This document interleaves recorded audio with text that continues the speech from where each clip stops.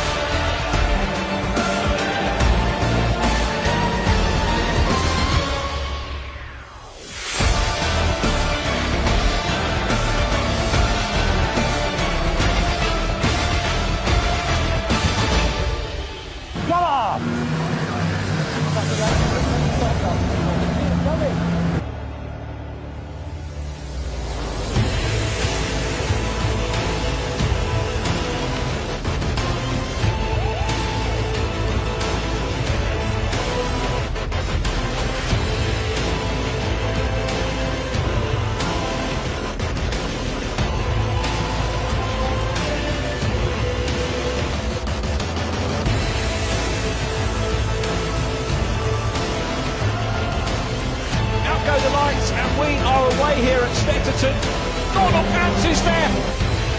Donald goes into the back of Harrison, doesn't get Hislop, and he throws the car in. Harrison wins, Palmer second, Donald third. Got a car on the grass, several cars on. Vistantinos getting tagged and he's out of the race, and off on the grass. Harrison takes the win. It's going to be Gornall's championship by my mathematics.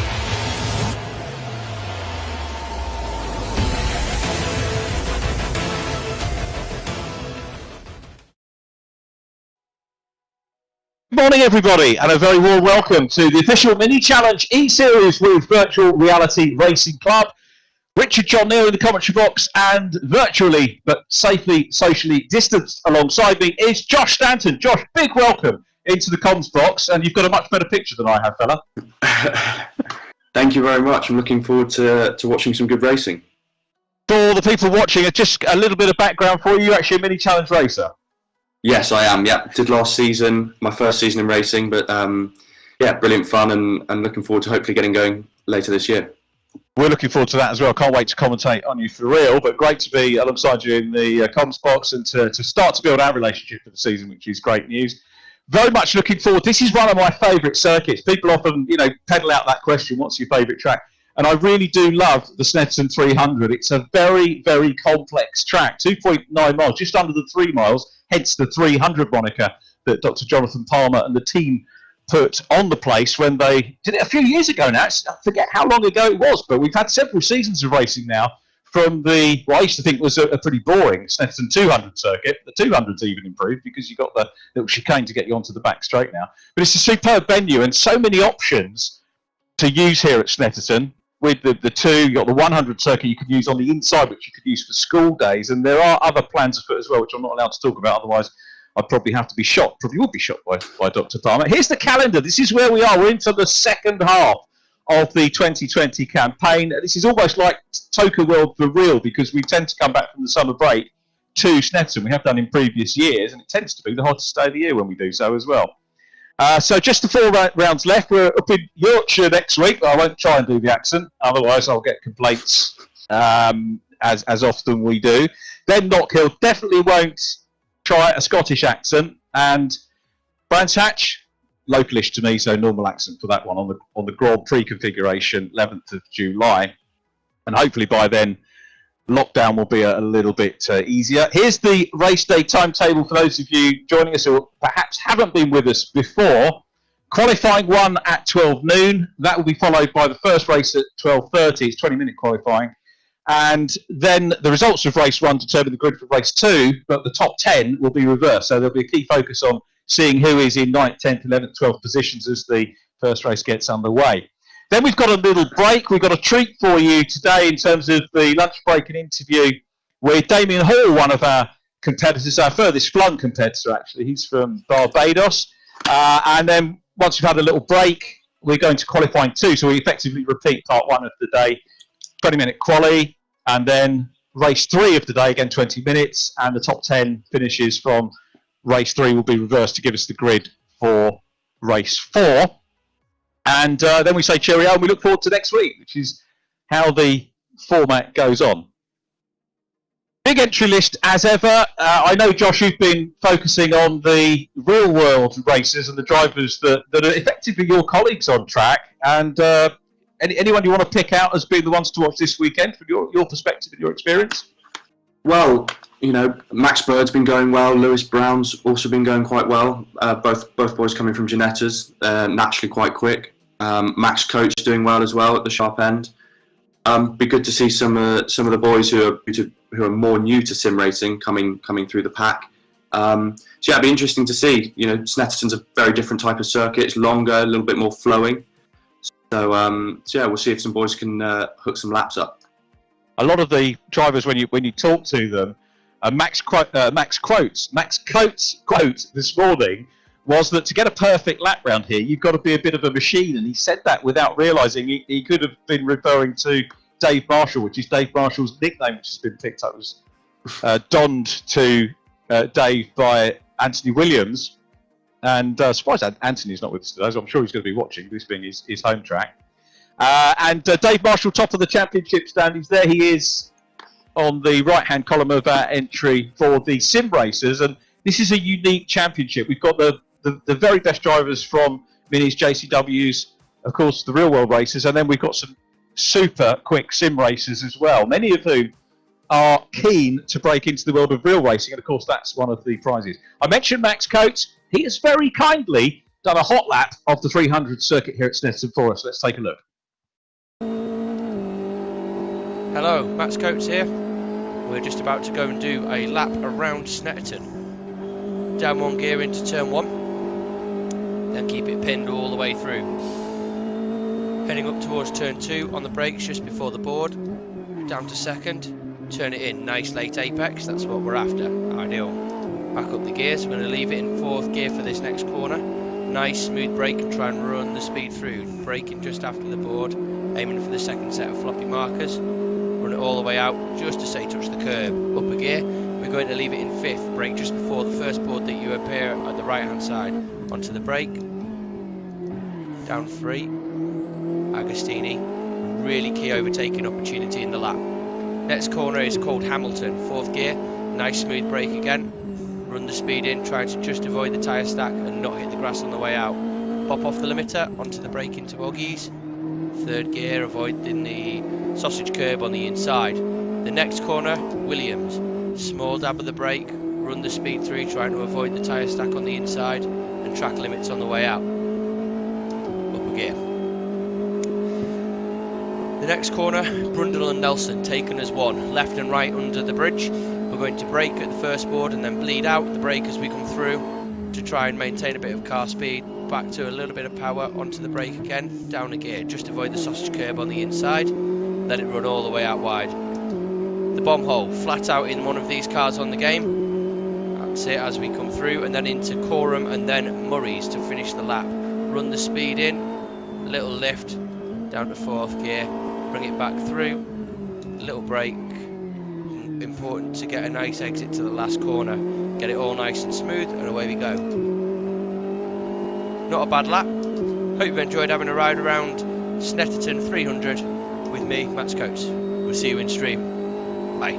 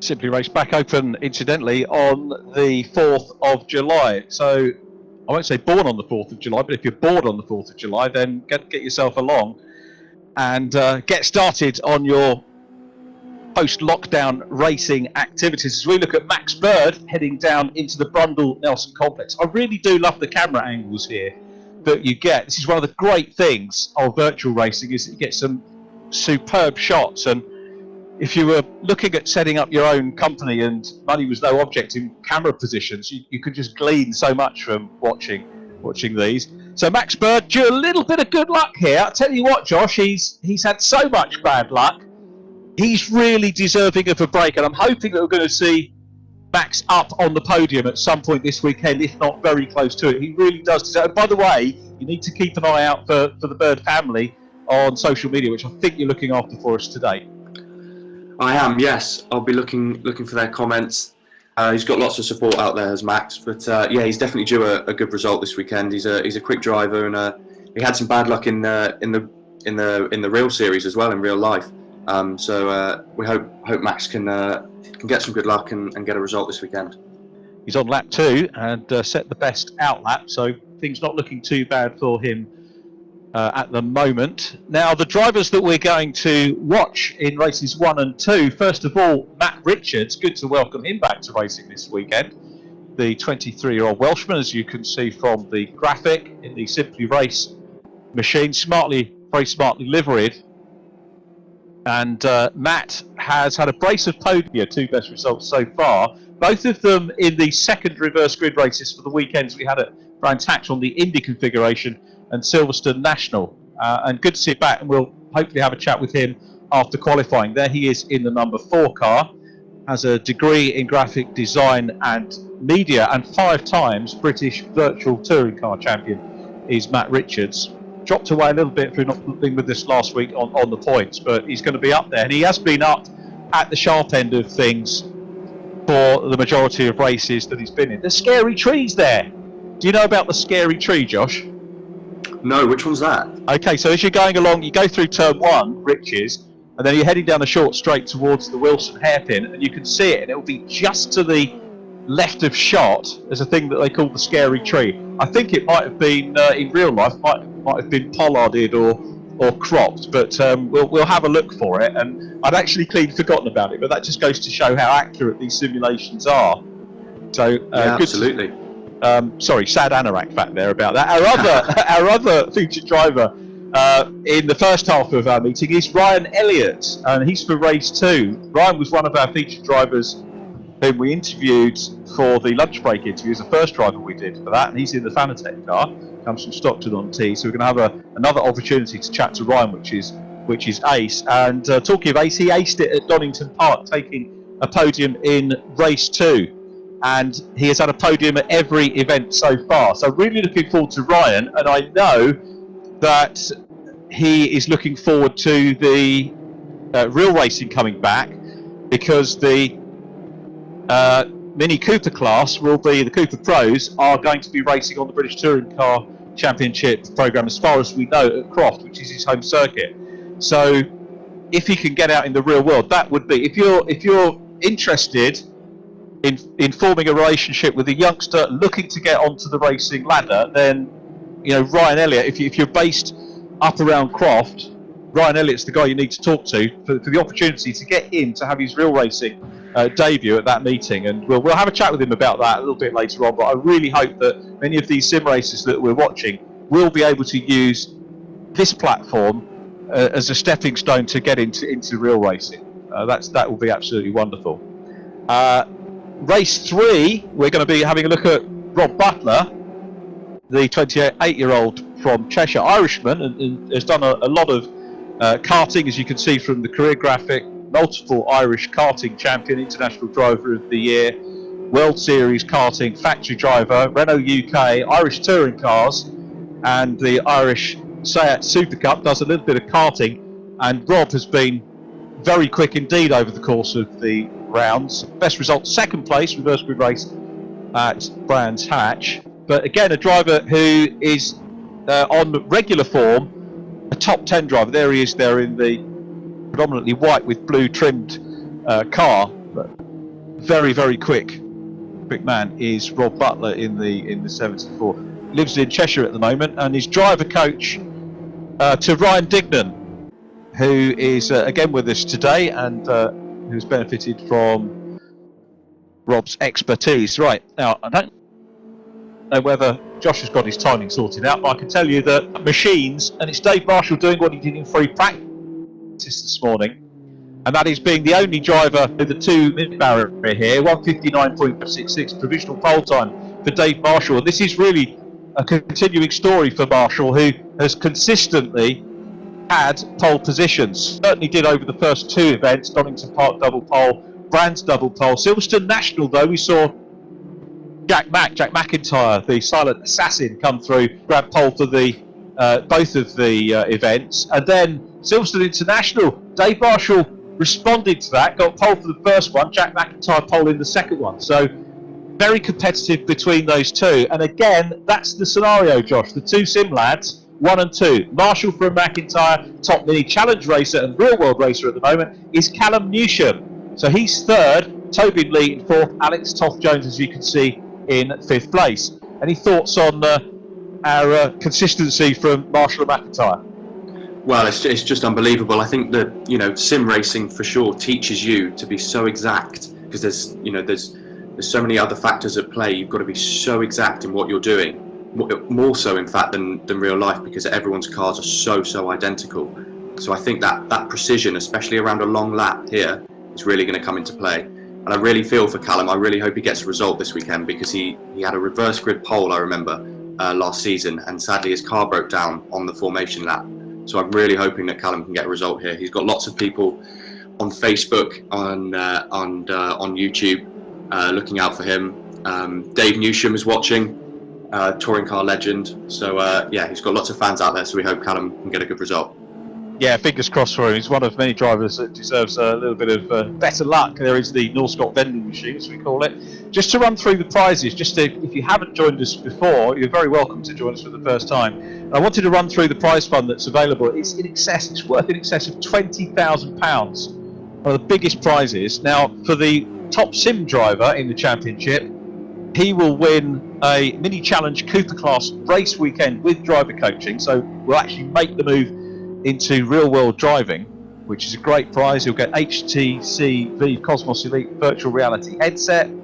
There are further prizes for podium finishers in terms of the overall or the sim class championship, for having tests again with coaching, and also a prize for driving the Silverstone race car experience. So a wealth of on-track prizes for the sim racers.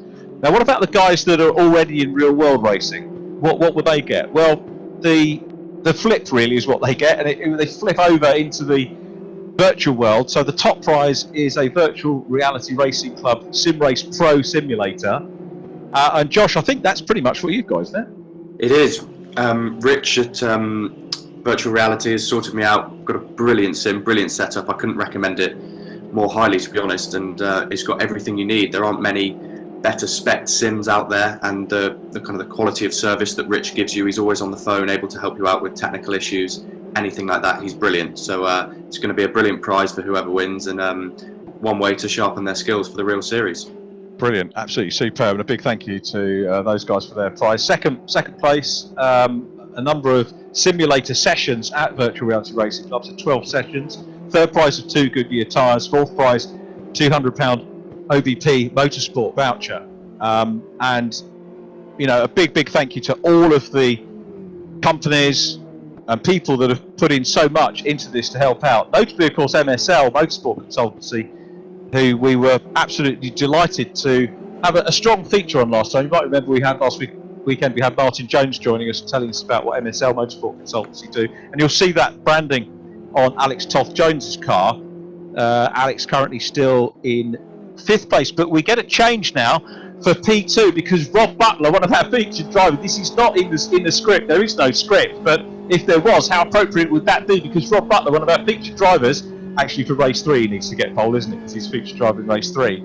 He's up into P2, so great stuff from him. It's still the machine marshal out front. Rob Butler 2nd, Isaac Smith is 3rd. Isaac having his first win last weekend on the International Circuit Silverstone. He's got momentum. Then Jack Mack down in 4th. Callum Newsham, as a result of these changes, drops to 5th from Alex Toth-Jones. Then it's Tobin Lee, Josh Martin, Jordan Brennan in 9th, and then Ryan Elliott is in 10th place. Matt Richards is 12th, our other featured driver. There's Tobin Lee in the 55, one of our race-winning drivers from the sim world. Won race 4 at Donington Park, our opening round, after grabbing a podium in race 1. So he's quick off the front and quick from the reverse grid races as well is Tobin. We've got 8 minutes on the clock, so still plenty of time for those times to tumble. But Dave Marshall, Josh, has done what he seems to have done every weekend, getting out early on, banging in a lap,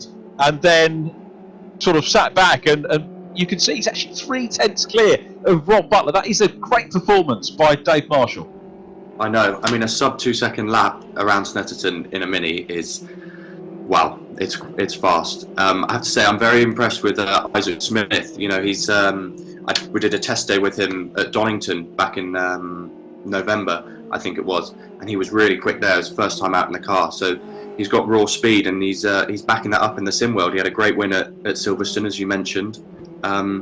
So yeah, hoping he can maybe get another win round here. He'll certainly be looking for that, and I know from his mini racing that, you know, as soon as he got into the stride with it, just got better and better and more consistent, and it looks that way again. And for him to be fighting, what the guys really need to do though is to try and work together and not let Dave Marshall get away in the race, because it's looking like this sort of pattern now that we've got with Marshall setting pole position. He'll get away, he'll build a lead, break the toe, get away from them. And we've seen a history of you know, second place downwards, all squabbling with each other, and that's just allowing Dave to get away from them. And I think he's got into their heads, which is, of course, as a race driver, exactly what you need to do. Absolutely. He's got that ability. He's got the raw speed, and he can just, you know, at the start of the race, just check out. Really, it'll be interesting to see how in the reverse grid races he comes back through the pack, because that's just as important. But he has definitely got that raw speed to just break away, especially around Snetterton. If you know, with the long straights, if you can get in that toe and work together as drivers, then you can maybe, you know, start to bridge that gap between the two. But you know, if he can get away and the drivers are too busy squabbling, then it looks like it could be another runaway win for Dave.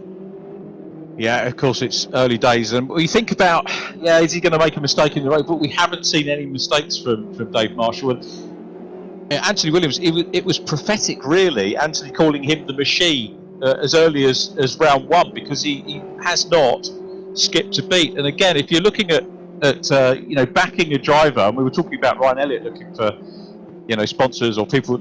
Sponsorship's probably an outdated term, but people that want to market themselves with him. Again, Dave Marshall would be a superb talent to, you know, make that bridge, and he's already got the backstory, you know, and all of these drivers have got a story, which is what you need now, I think, to be able to, you know, to make the jump. If you've got a story, get the story out there on social media, then that's a good thing to do. We're looking at Theo Bridgeman in the 22 car. Theo had a good race last time out. He equalled his best result in race 4, and we didn't pick up on that, and unfortunately I don't get a chance to review in the races how many places people have moved up from starting positions and so on, but so apologies to Theo for not picking up on race 4, Silverstone International, but he did mirror his best result, 16th place, so he's had a brace of those now, one at Donington Park, another one Silverstone International, so two completely different circuits, so proving that he can produce some good results on any type of circuit. As we watched Kenny Press, who was supposed to be one of our featured drivers last time. Kenny, number 5, 41 years of age, from Draycote, Derbyshire, been sim racing for 12 years now and won several sim championships, and demonstrated his nickname last time, which was the two-wheeler, did Kenny, and had some good two-wheel action going on. Hopefully won't see too much of that today as he comes down the Bentley Straight and then into the Brundle Nelson complex. So Josh, I'm waffling on rather a lot here. We should hear from you. What's your perspective of this track? What's your favourite part of this track? Well, I like obviously going under the bridge it's the best. You know, you're running that speed in. You've got to try and there's kind of two approaches to it. You can either carry the brakes all the way through under the bridge and carry them to the apex of the right-hander, or you can get on the brakes, get off the brakes, and then get back onto the throttle. And it just kind of it depends on your approach to the corner and how you want to run it. And then going down through the bomb hole, the cambered corner, feeling that camber on the car. Car goes a bit light on entry. It's brilliant. But coming under the bridge, you know, it's an overtaking opportunity if you dare, It'll be interesting to see how some of the guys approach that on the first lap. You know, I'm sure everyone saw on the touring cars, Jason Plato and Ash Sutton.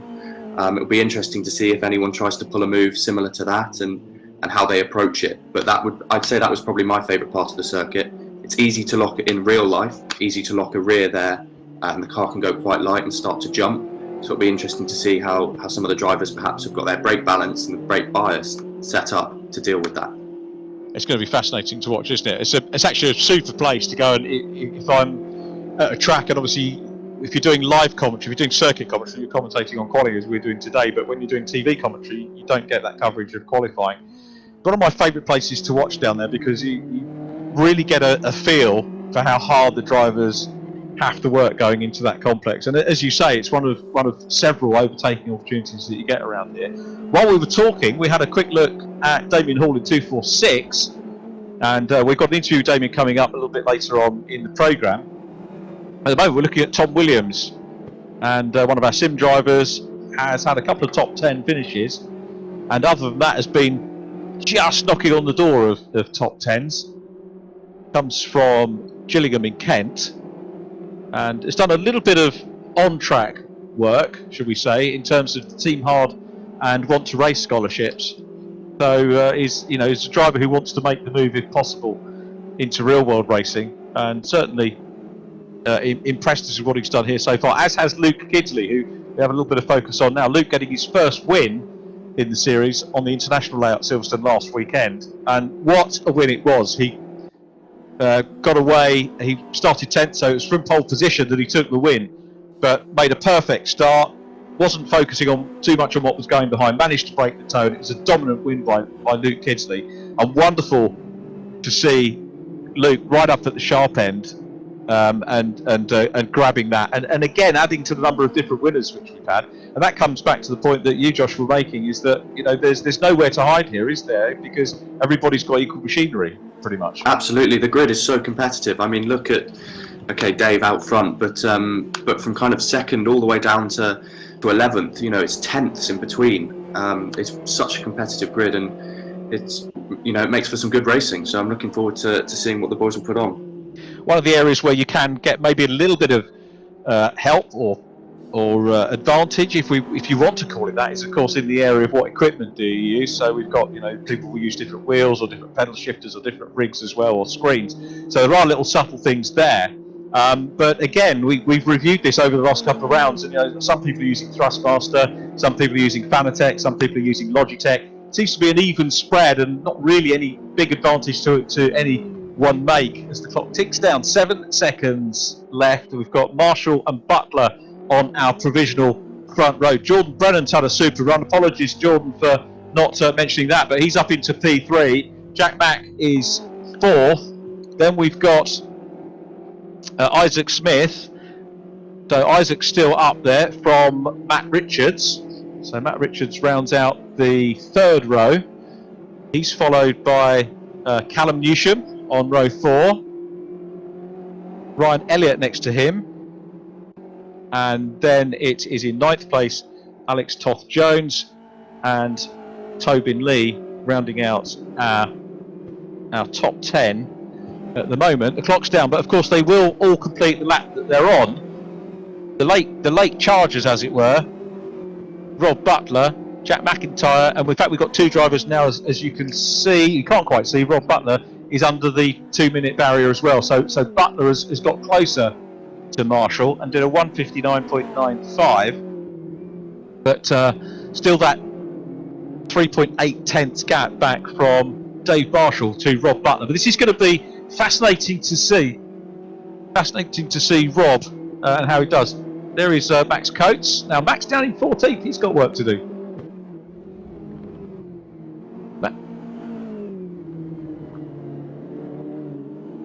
Okay, so qualifying done. Let's go and chat to our pole position man. We're making a habit of this, Dave Marshall. We're making a habit of this, aren't we? Many congratulations on taking pole position. And it seemed like a strategy we've seen before from you, to get out early, bang that lap in, and it was job done. Is that the case? Yeah, it's a really hard track to piece together with it being 2 minutes long. don't really believe there's probably a perfect lap in there really for a driver. But yeah, I was pretty happy with that lap, but I kept going out because I wasn't quite finding the few tenths that I knew I could do. But yeah, put it on the front row and hopefully get a clean start and get the win this round. It was ironic. We were talking to Max Coates before we went on air today, and he said, and he hadn't thought about this comment, but he said, you've got to be a machine to get a perfect lap round here. And then he suddenly realised that that's what we call you. As I say, it's not the worst nickname to have. Yeah, he is right what he says though. Like, putting a perfect lap together is, in the dream world, it would be lovely, but you've got to be realistic. And with it being a 2-minute track, you can drop a tenth here and there. So, you're watching the leaderboard, and even though, second place is 3 tenths, all it takes is 1 or 2 corners in that, and then they're back on top of you again. So it's anyone's game for this race. And the man second to you in the championship, Jack Mack, he is 4th on the grid. So on the front row, you've got Rob Butler with you. So different perspective for you in race 1. Yeah, different front row. Jack's down in 4th, but we've seen the way he comes through from the reverse races. So I wouldn't be surprised if I start to see the front of his car mirror quite early on. Yeah. But hopefully I can just keep my head down. And the tyres really do suffer quite a lot around this track. Front left particularly wears big time. Okay. And the back right goes really cold quickly. So you've got a really unbalanced car for, probably 3 laps after we start. So it's going to be a case of just get the consistency and keep the tyres on. And right behind you on the grid, 3rd position on the grid, you've got Jordan Brennan, and he's not afraid to get stuck in. He's not afraid to get stuck in, and he's quick. Great sim driver. But from what I've seen in the past races, he's got great respect. So hopefully we have a good, clean race and we'll get away. Nice, cool. Thanks ever so much for that, Davey. We'll catch up with you after race 1. Good luck for the race. Let's have a chat with the 2 of our featured drivers. And our featured driver in race 1 is Matt Richards, who qualifies in 6th place. So well done, Matt. How's the day going for you so far? Not too badly. A little bit disappointed. I was on a really good lap following Dave around, and I was 6 tenths up on the lap that I'd done, which would have been second. Clipped the inside curb at the last corner and just lost. So a little bit disappointed with that, as we could have been a little bit further up. But my race pace is usually a bit stronger than my qualifying pace anyway, so hopefully we can use it to move forward a little bit and help Dave out. That's good. Look forward to seeing you take the race too, Dave. Welcome back, by the way, to the championship. What was the story last weekend, by the way? I had some internet engineers working on the line near my house and had complete internet loss. For the entire mate. So I could not connect. Well, we were sorry to lose you last weekend, but great to have you back here on the SNETTERTON circuit. Thank you very much. Yeah, good luck for the race. So that was our featured driver for race 1, Matt Richards. And I think we've got Ryan Elliott as well in the holding area to have a chat with us. Ryan, good to see you. You were our first video interview, weren't you? A lunchtime interview. And how are things moving on in the championship for you?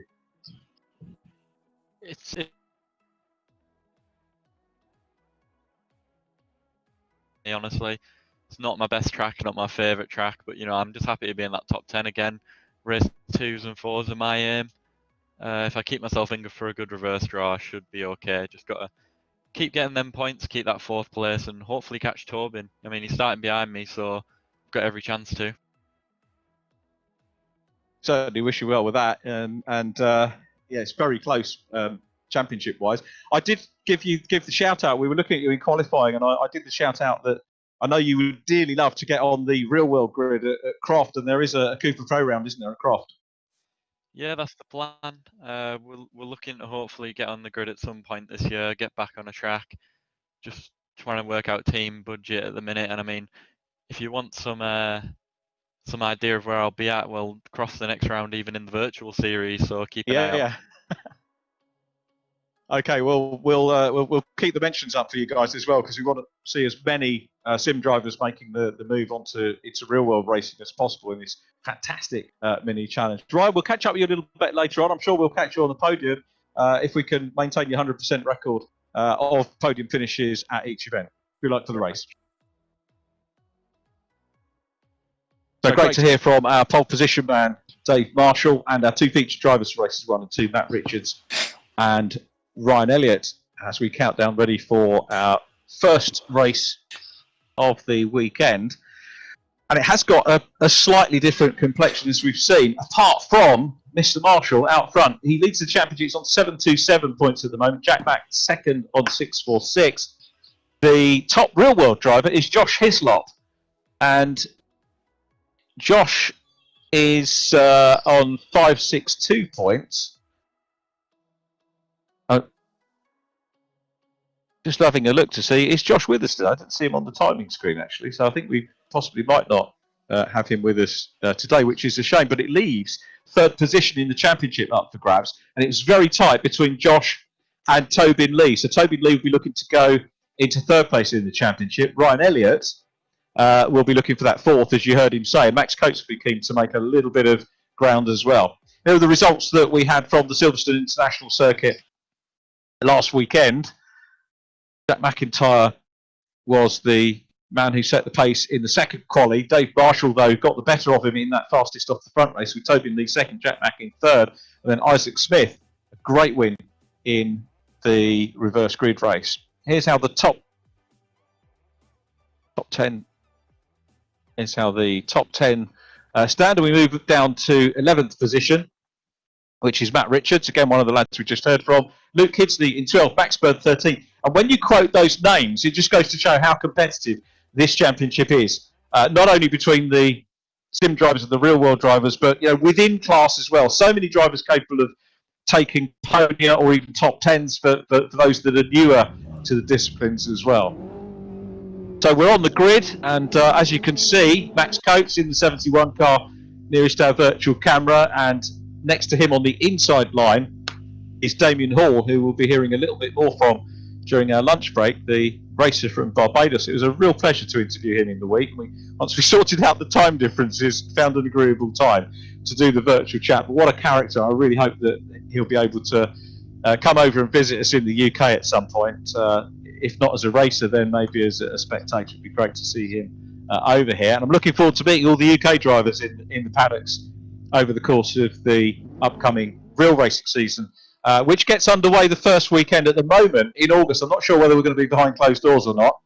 If we are, then if you could get in with a team, please do so. Please do come and say hello. If not, then watch all the action with us on ITV4, which is certainly the plan at the moment. So there is Dave Marshall, who is on the outside run. He's in the blue and white 66. The white 74 of Rob Butler is there. Lights out. We are Mini Challenge UK eSeries racing here, and look at Marshall getting on the left-hand side, getting a very good run off of that outside pole. Rob Butler in second, Jack Mack up to third as they come into Ritchie's for the first time, and this sweeping right-hand corner leads them on a short straight, heading down towards the scary tree, which you can now see there, which I was talking about earlier on, and through what was the Montreal hairpin, past the cross point where they go onto the 200 circuit here, but now coming into Palmer, the left-hander, named after the circuit owner himself, Jonathan Palmer. Marshall's had a super start here, and you can see a little bit of gradient here, which is where they run down, and there's a car across the track,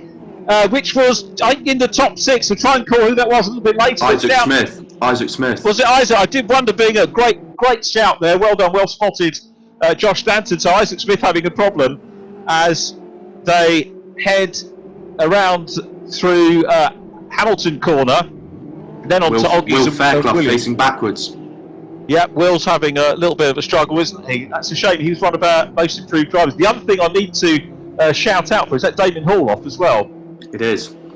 That's a shame for the Barbadian racer. The other thing, Josh, if you could give some thought, as you'll have probably a little bit more breathing time than me, is to think about a driver of the race for each of our 4 races as well. And we'll feed that in after the checker, after each one, and then the organisers will take a driver of the meeting as well. So Dave Marshall is that leads them out of Nelson and has got the lead. It's a super start though. Ryan Elliott in P2, Callum Newsham is third, Alex Toth-Jones is fourth, and Rob Butler having disappeared away from the front. I'm wondering if Rob maybe had a jump start or was involved somewhere. One of the facilities we don't have at the moment is to have a replay and have a look at that back. But Marshall, look at the lead that Marshall's got as they cross the line. So it is Marshall from Jordan Brennan now in second place. Oh, Butler is there. We were scrolling down, weren't we, on the timing? So it's Marshall, Brennan and Butler in third, Jack MacIntyre in fourth, Matt Richards running in fifth position, and he's there in the number 4 car. We've got a change of position in the offing here and a look down on the inside line as Marshall still maintains that lead. And 2 seconds already. Marshall, this is the plot for him. Callum Newsham running well, Brennan running well in second position, similar livery of course for the Newsham Nutters in second position, and trying to close down on Marshall, but Marshall playing the game superbly at the moment. Yes, he has. This is where the guys need to start thinking about whether they can work together to start to bridge that gap. We've got Jordan Brennan, who's started to gap the rest of the pack now, and see if he can get on the back of Dave. Really, we've got Damien Hall with suspension damage. He's had to retire, sadly. He was involved in that first lap incident with Isaac Smith and Will Fairclough. Good spot, Josh. Well done for that, and thanks for that. So yeah, sad to see him out of the race. A major pity for him, but hopefully we'll come back in races 2, 3 and 4. Brennan, as you say, safe at the moment in second place. Butler coming under a bit of pressure here from the silent assassin, who's looking to get up onto the podium. He's got the inside line, should be job done, but that's going to convert to the outside as they come through into Nelson. And well, Richards held on to that superbly as Marshall disappears in the distance. The gap at the moment being pegged to just over 2 seconds to Jordan Brennan in P2. So Jordan in the number 98 car, looking for a maiden podium here. Fingers firmly crossed for him. His best result so far, place of 4th, which were at Silverstone, 4th place finishes. I think there might have been a question mark over the second one possibly.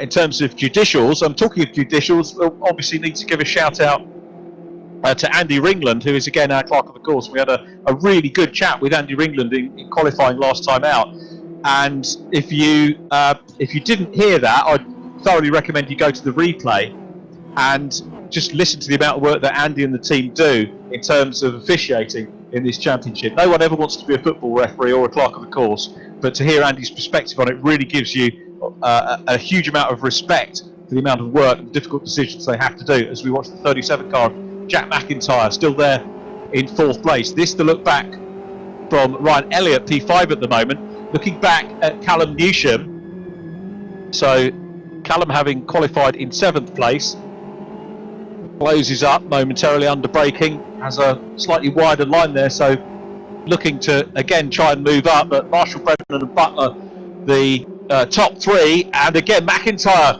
is really in the mix here. MacIntyre looking for the inside line. I think MacIntyre about to be passed, and Elliott manages to get his nose in front. So Ryan Elliott here having a good run, wanting to maybe edge towards his 100% podium record in race 1 here, but all the time they're racing each other, I'm guessing losing a little bit of ground on Rob Butler in 3rd place. Yeah, this is going to be interesting now going under the bridge. Let's see how they manage it. MacIntyre just... Good driving. Yeah. So Ryan Elliott here, as we said, like several of the drivers, all the real world drivers are looking to increase budget as well, but Ryan, one of the drivers looking to get on track for real, as we've mentioned, and with driving such as we've seen so far, this is good stuff from him. A quarter of the way through our first of 4 races for you on the 300 circuit here at Snetterton. And Marshall has got the lead out now to 3.3, so he's broken the toe from Jordan Brennan, and is really starting to get away. Look, someone coming into pits, yellow car, maybe Tom Williams perhaps coming in the 19 car. Yeah, now that might be for a jump start. I would think it's probably too early in the race for him to come in for, unless he's got damage, too early to come in is for track limits, because you get 3 strikes before you go out on track limits. What are the key points here, Josh, for track limits on this track?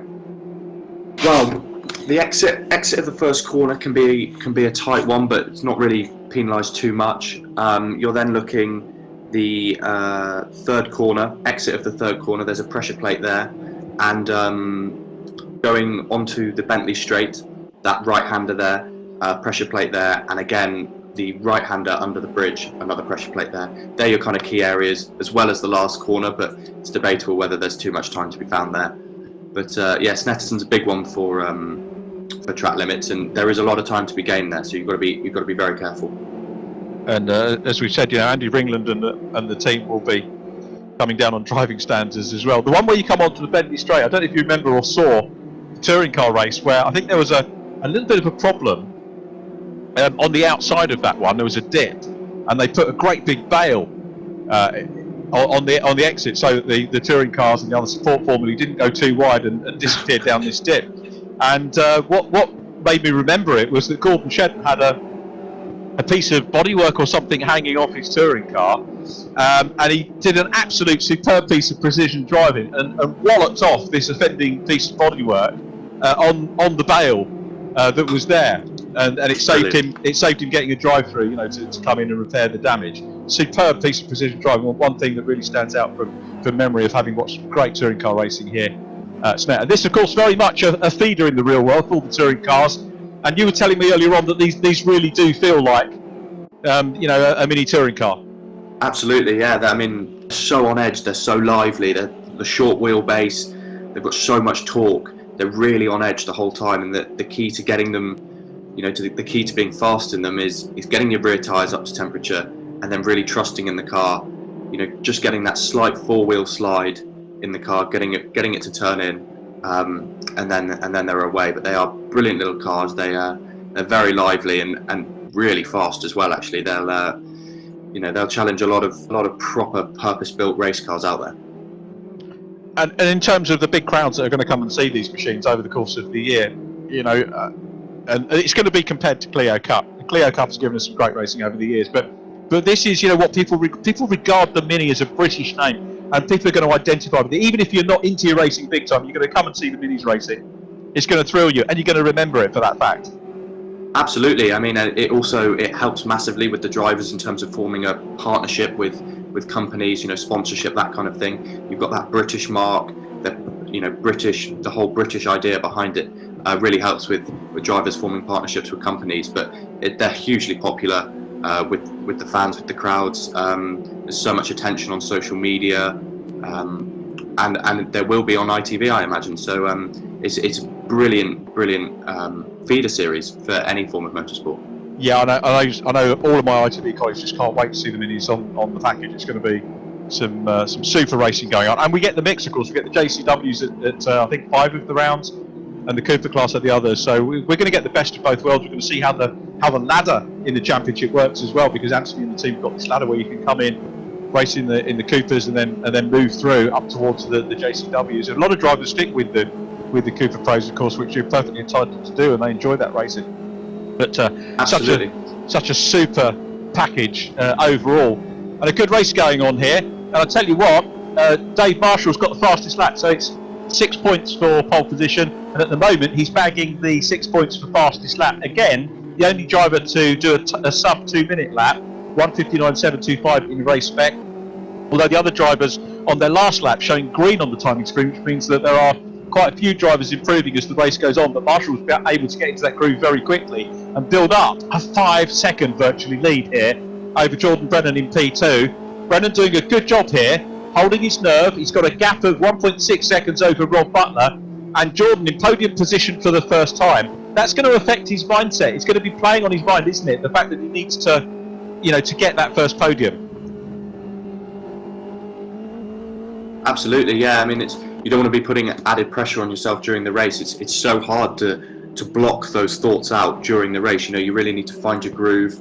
This is why I think Dave is so quick. He manages to find that groove so quickly, and then just can just check out from the rest of the race. Whereas, any driver, it's natural to start thinking, oh, am I on for a podium here? Your mind starts to wander slightly. It's just all about trying to get focused, stay in that groove, and pumping your lap times. This is actually one of the few races we've seen where the cars are starting to get a little bit, I wouldn't say strung out, but there are some visible gaps between groups that we've got here. What was that? That was a car off in the background. Luke Kidsley, by the looks of it. Yeah, down going from off 11. Going off at bomb hole, I think. Spinning off. Okay, I think he's showing us 12th at the moment, and Ethan Hammerton not close enough to be able to go. There he is. Back past him. Yep. So back out on track. Max Bird in front of him at the moment in 11th place. Alex Toth-Jones in 10th. Josh Martin 9th. Callum Newsham is in 8th place. The gap 5.1 seconds now. Marshall to Brennan. Brennan to Butler. Second to third 1.8. 2.8 down Rob Butler to Ryan Elliott. And then Jack Mack. Probably that's the closest battle at the moment. Ryan Elliott and Jack MacIntyre. It actually went out from 1/10 to 3. So some keen racing going on between those guys. Then we've got Tobin Lee, 0.4 of a second down on those. And just quick check on the fastest lap. Has anyone taken it away from Marshall? Unsurprisingly, no. So Dave Marshall, you heard him talking about the tyre wear in his interview after qualifying. He'll be mindful of that over the course of the race. They're looking for maximum points again. Now I'm wondering, I'll probably need to talk to the championship organisers about this. Whoever wins in terms of the sim class, which weekend, or whether it's up for negotiation as to which weekend they can have their debut, and whether it will be the touring car weekend, in which case it does bring a major piece of sort of editorial story to a touring car weekend. So that's, absolutely. I think it's every racer's dream to be on every British racer's dream to be on the touring car package. It doesn't get much bigger than that, really, does it? So no, for a sim racer to come in and be straight on the touring car package, that would be the dream prize, wouldn't it?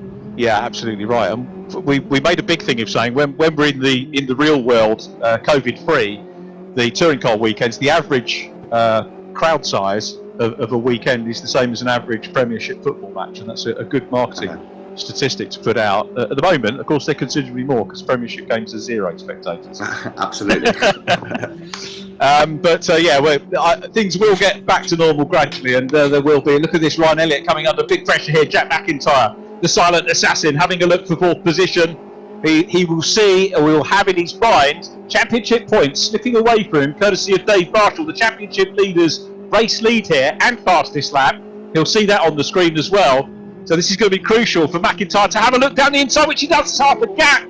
But Ryan Elliott, and again, I make no apology for repeating this, Ryan Elliott is one of the best defenders in the book here that I've seen racing sim-wise. And now you can see that Tobin Lee's got his nose down the inside lines. The outside as they run down towards the left-hander at Palmer. So Jack Mack's got the advantage technically as he go into Palmer corner. This takes the pressure off Ryan Elliott, who, as I said, a terrific little defender, and just seems to soak up the pressure. He never seems to be phased when he's under pressure. As Lee looks down the inside into Agostini, is he going to be able to get this? No, he can't quite. And good race between the two sim racers here. They're all positioning their cars very well. Ryan Elliott positioning it perfectly coming into the first corner there. Just blocking off the inside line, but holding his line wide enough so he gets a good enough run through the exit.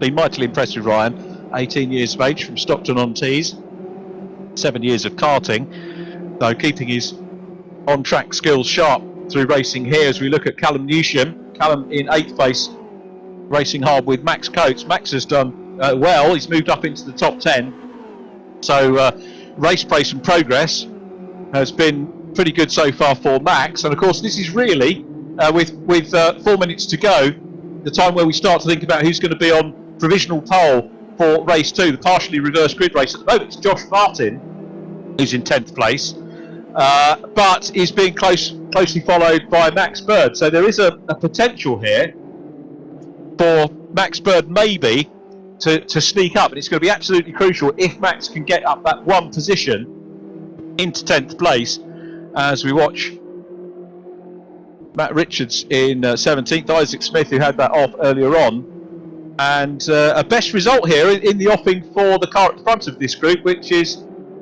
Theo Bridgeman. So his best, as we said in quali, were 2 16th places. He's in 15th position here, so Theo running well, and thankfully I've caught that, so we've given him a little bit of a name check, the ex-BRSCC Fiesta driver, and being helped by the fact that Matt Richards and Isaac Smith are side by side. Isaac, of course, another Fiesta driver, ran in the BRSCC Fiesta ST class, which is the fastest of the classes, but also the second newest. The ZTEC S was the newer class, but that car's slightly slower. They didn't try to equalise them.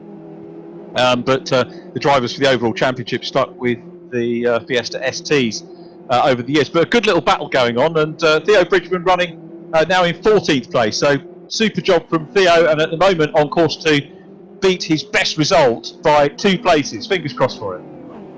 Yeah, absolutely. This is some good racing. So he's holding the inside line here. He's going to try and force Richards around the outside. Is he going to hold it? That's good defending there from Bridgeman.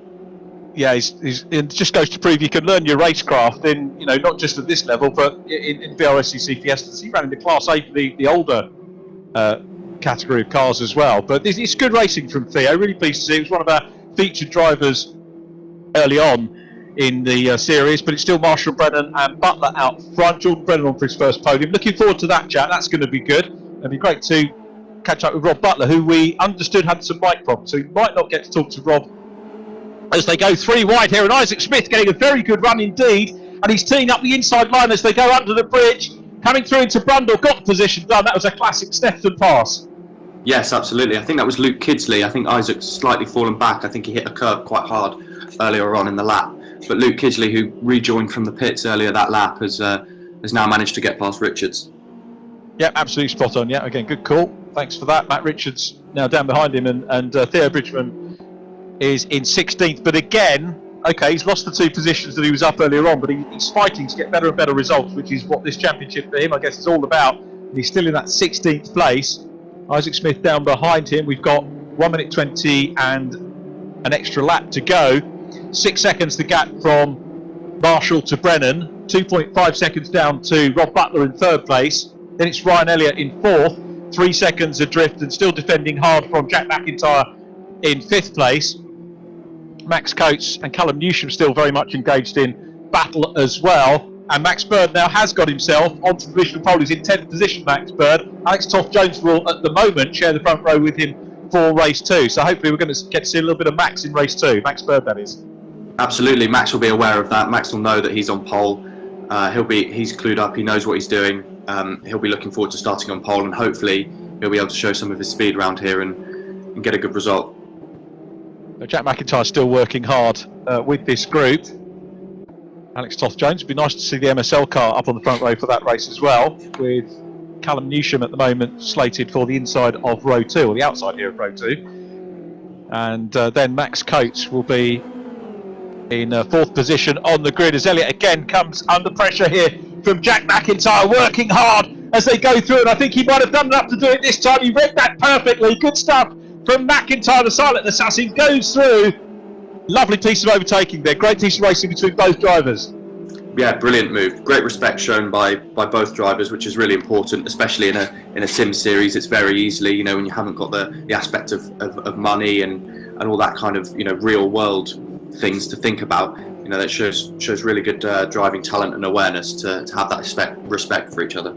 Yeah, and those drivers wouldn't have gone for contact or anything reckless, but if they had done, it would have been stamped on by the clerk of the course and the organisers. They've been very, very firm from the word go that this is being run as a professional championship, and anything reckless is just not going to be tolerated. And I think the driving standards have been absolutely superb that we've seen. Coates having a look and getting involved now in this 3-way die, so they've all caught up, haven't they? They're on the final lap. Dave Marshall is there. Max on the outside, bumps over the grass there a little bit. Does Max Coates, who's up into 6th position now, and he's realised that he's not going to be in with a shout of pole here, so he's looking to try and get up as far up the order as he can. And MacIntyre in 4th. Ryan Elliott is his next target, so Coates and Ryan will engage in battle on this last lap. Plenty of time for them to sort each other out. Still fastest lap, unsurprisingly, with Dave Marshall. 2nd position is still Jordan Brennan, and then Jack MacIntyre in 4th. Coates and Elliott still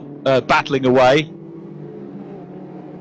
There is Max in the 71 car, really piling the pressure on, and there is, of course, always the opportunity here to make the pass on the exit of Murray's, the last corner, as we ride on board with Alex Toth-Jones in 9th position, looking ahead to Tobin Lee.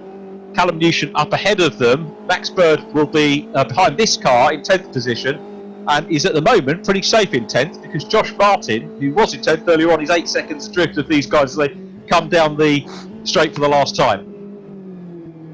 Yeah, absolutely. Max has got that pretty safe and in the bag, so he'll be now thinking, you know, about his attitude and how he's gonna attack the next race from pole, thinking about how he can get away in the first couple of laps and then try and extend that lead. So across the line to take the first win of the day is Dave Marshall. Congratulations to him on an 8th win in the championship this year. Jordan Brennan gets a maiden podium. The Liquid Moly Northcott vending car takes P2, a first podium. A little bit of history in the making there for Jordan Brennan. His dad Mick and family are going to be absolutely delighted with that. Rob Butler takes 3rd place, and a 2nd podium of the season for Rob Butler, so congratulations to him. Jack Mack comes through in 4th position. Then in 5th it was Ryan Elliott. In 6th was Max Coates. Then it was Callum Newsham in 7th position. Tovin Lee in 8th. 9th going to Alex Toth-Jones, and 10th place going to Max Bird, which of course, as we said, gives him that provisional pole. There will be pole position now for race 2. So Dave Marshall, nobody can seemingly stop the machine at the moment, and he'll have extended the gap by 12 points just on fastest lap and pole position lap, plus Jack MacIntrye was 4th, so it'll be 12 plus another 13 points. So Marshall continues to get away.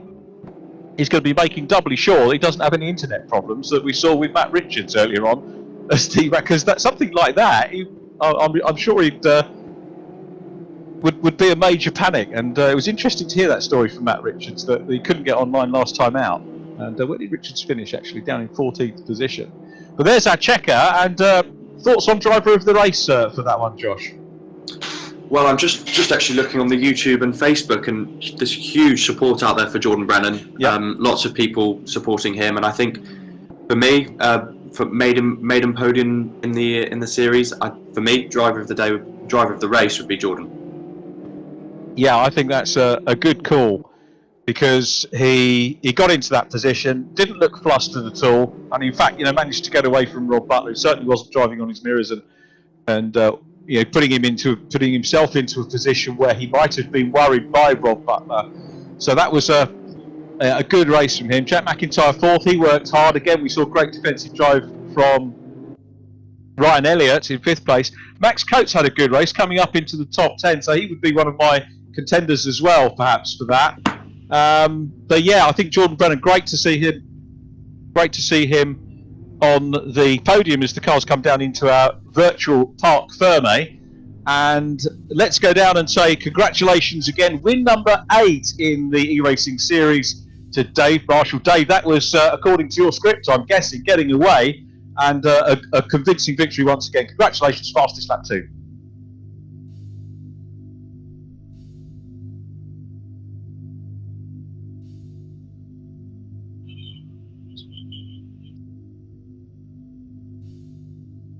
But luckily he spotted that, and he was early on the brakes too, and after that it was sort of just get a head down and try and keep pulling the gap, and fairly happy to post a 59 under full race fuel as well, so hopefully I can take that into the next race and try and get fastest lap again.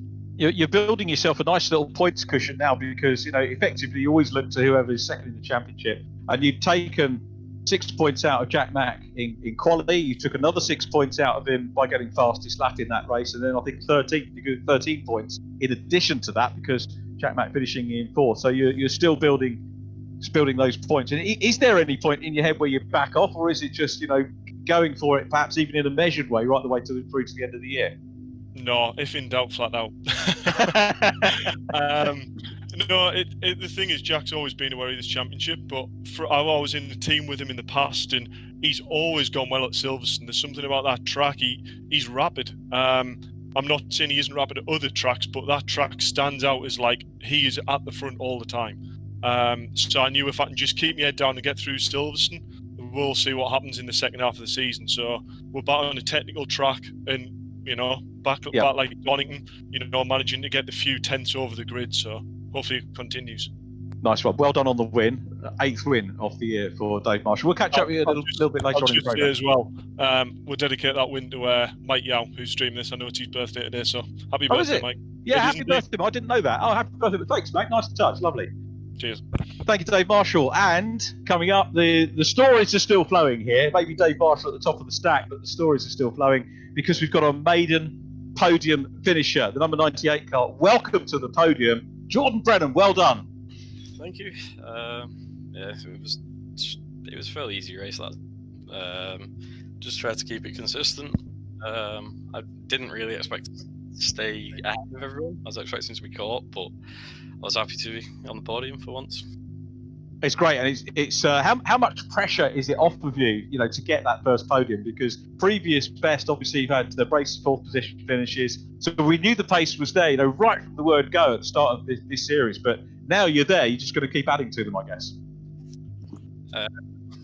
It's a lot of pressure off. I've been getting a lot of people at work wanting me to get one, so just finally got one, and the pace has been there, but I've been struggling to keep near the front, just like with contact and consistency, really. Well, fantastic to see the Liquid Moly car on the podium for the first time. And any thoughts of race 2? You're a guy who I said on the build up to the race that you're a hard charger. So what would be your target for how many places you could make up from the partially reversed grid? I'd like to be on podium again, but I'll see. I'll try and make as many places as I can. Try and keep consistent and avoid contact. Nice one. Well, congratulations on that maiden podium. Great race, mate. And we'll see you for race 2. Jordan Brennan there, 2nd position. Now, we were being told that there were some mic issues with Rob Butler, but we'll see whether Rob's got them sorted out. Rob, 3rd place. Welcome to the podium. How was your race? Yeah, it was good. I made a mistake at the start, John, and made another error halfway through the first lap, which let Jordan through. But the speed has been good all week, and a massive thanks to Rich at VRCC for helping me out, getting my new Fanatec wheel working properly and getting a good feel for it. So I'm happy with the podium, and hopefully next time we'll get back close to the podium in race 2 and do the same again in qualifying 2. Nice one. I mean, going back to the equipment, I've got listed down here that you had, was it a Logitech before? What are the differences between what you had and what you've got, both in terms of maybe performance or ease of use, something like that? Yeah, it's more the consistency. You're getting the same feel all the time. Obviously, you've got more torque in the direct drive wheel, and I've got Houston valve pedals, the ultimate pedals. They've made a big difference, especially with trail braking and stuff. So if I can just stop making the mistakes in the race now, and we should be okay. But there's no catching the machine. He's just super fast, so fast. Yeah, he's certainly there, isn't he? But he's there to be caught, and I'm sure everyone will he take is, him and not only that, he races like a champion as well. So hopefully we can have a good run with him in the next race. And Jordan also, he drove fantastic, and I tried to catch him and I started making mistakes, so I just had to try and be consistent. So congratulations to both the guys. Nice one, Rob. Congratulations. Great to see you back on the podium after your 2nd place finishing race 2 at Brands Hatch. So your first podium of fastest off the front. So a nice little milestone ticked off the championship. So well done, and we'll see you for race 2. Thanks, John. So your top 3 there, Dave Marshall, who took the race win and fastest lap. Jordan Brennan, maiden podium for him. Didn't sound that excited about it, did Jordan? Dad Mick will be giving me a little bit of a talking to about that. One of the things we cover on media training is having your thoughts on the slowing down lap ready for the podium. But I think Jordan knew that he was capable of getting a podium, and we knew that too. But it might take a little while to sink in, I guess, as well, which could be the case. And then we heard from Rob Butler, who was in 3rd place, Jack Mack 4th, Ryan Elliott in 5th position ahead of Max Coates, and Callum Newsham, as we look forward to our 2nd race of the day, the partially reversed grid race. And start time for race 2 is imminent, as you can see from the cars on the grid. So we watch for the lights to come on, which they will do shortly, and it's Max Bird and Alex Toth-Jones on the front of the grid, with on row 2 Tobin Lee and Callum Newsham, which you can see just to the left of shot, and they get underway here. So it's a good clean start, and we're off for race number 2. Rob Butler side by side there with Jack MacIntrye as they go down to Riches for the first time. And it's a super start from Alex Toth-Jones from the front row, who gets the MSL car into lead position now as they come down into Wilson for the first time. This is where you heard Dave Marshall describing that the brakes can be a little bit cold. Max Bird in P2, Tobin Lee in 3rd, Callum Newsham is in 4th place at the moment. So Alex Toth-Jones has already had a 2nd position in the championship, race 4 at Donington Park. It would be good here if he could do a Marshall and pull away and maybe grab this reverse grid race win. But of course, it's always pretty frenetic as they come down into Agostini for the first time. And I'll tell you what, there's still a lot of side-by-side action there. It's very, very crowded indeed, Josh Stanton. It is. It's looking like some good racing. Oh, we've got a couple of spinners out of the back, but front pack seem to be pretty much in order. It's going to be someone being pushed off onto the grass there, but it'll be interesting now coming onto the bridge. Yeah, was it? I think so. It'll be interesting now coming onto the bridge. See who's gonna go for a move. But let's see if Max can now sit in the slipstream and pull his way back up. Yeah, that'd be good to see. Tobin Lee, keep your eyes on Tobin. He's sort of describing his reverse grid form as maybe a little bit better than the fastest off the front races, and that's proving to be the case now. He's there in 2nd place as they go through Brundle and head down towards Brundle, and Alex Toth-Jones is off and out of it. The leader's gone. Tobin Lee is now in front. Now, is Alex's car damaged? Did you see what happened to that? Was he just lose it coming out of Nelson? I think he just lost it coming out of Nelson there, but it's very easy to lock the rears there and hit a curb, and it can just send the car out very wide. So perhaps that's what happened there, but I'd be surprised if he got away with that with no damage. Oh, disappointing. That maybe the curse of the commentator on him again, Alex, so apologies if that was the case. Here they come though, out of Murray's down the centre straight, and Tobin Lee has got a Marshall-esque 3.2 second lead at the moment over Ryan Elliott. Elliott's come through well. Ryan was 1st, 2nd, 3rd, 4th, 5th in race number 1, and he's up into P2 here, so looking pretty good, with Dave Marshall up into 3rd place. So Dave Marshall, there is the battle for 2nd place. Dave Marshall here looking absolutely superb. He is now looking for a 2nd reverse grid podium of the season, and he's on course for that with Ryan Elliott in front. Now this is going to be a fascinating battle. We've got Jordan Brennan right behind.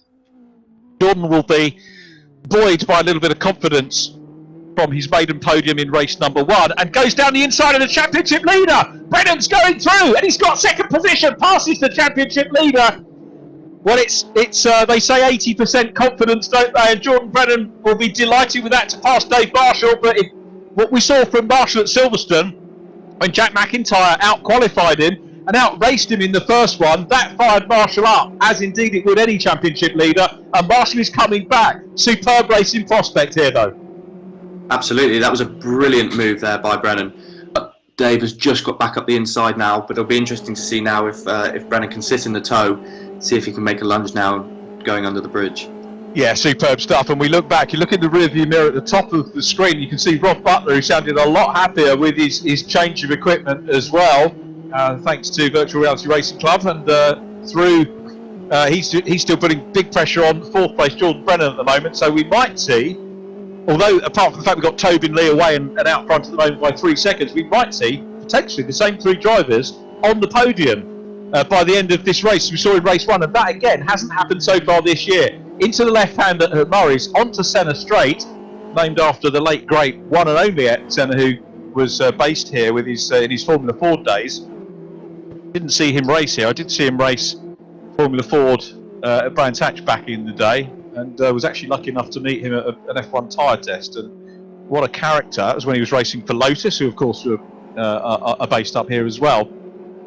As we watch Jordan Brennan in 4th place, so Dave Marshall started to get away from him at the moment as they go through Wilson Hairpin. Was originally known as Montreal, but renamed in deference to the late great Justin Wilson, who was a protege of Dr. Jonathan Palmer, who runs the MSV circuits. That's the left-hander Palmer's corner they're going through now. Jack MacIntyre looking to get stuck in. It's dicey with Ethan Hammerton. Nice to see Ethan in the mix as well.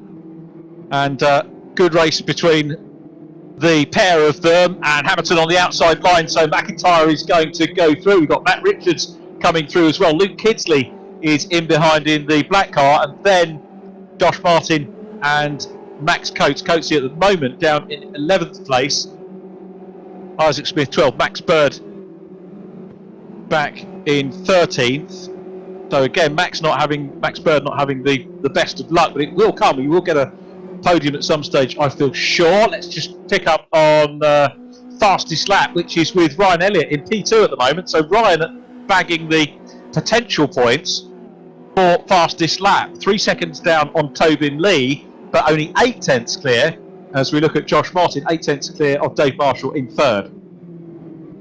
I think Tobin's going to be hoping that Dave and Ryan Elliott start to squabble a little bit, and then hopefully he can start to elongate that gap a little bit further. That's what he's going to be hoping out front. Yeah, and I think, Josh, that Dave Marshall will.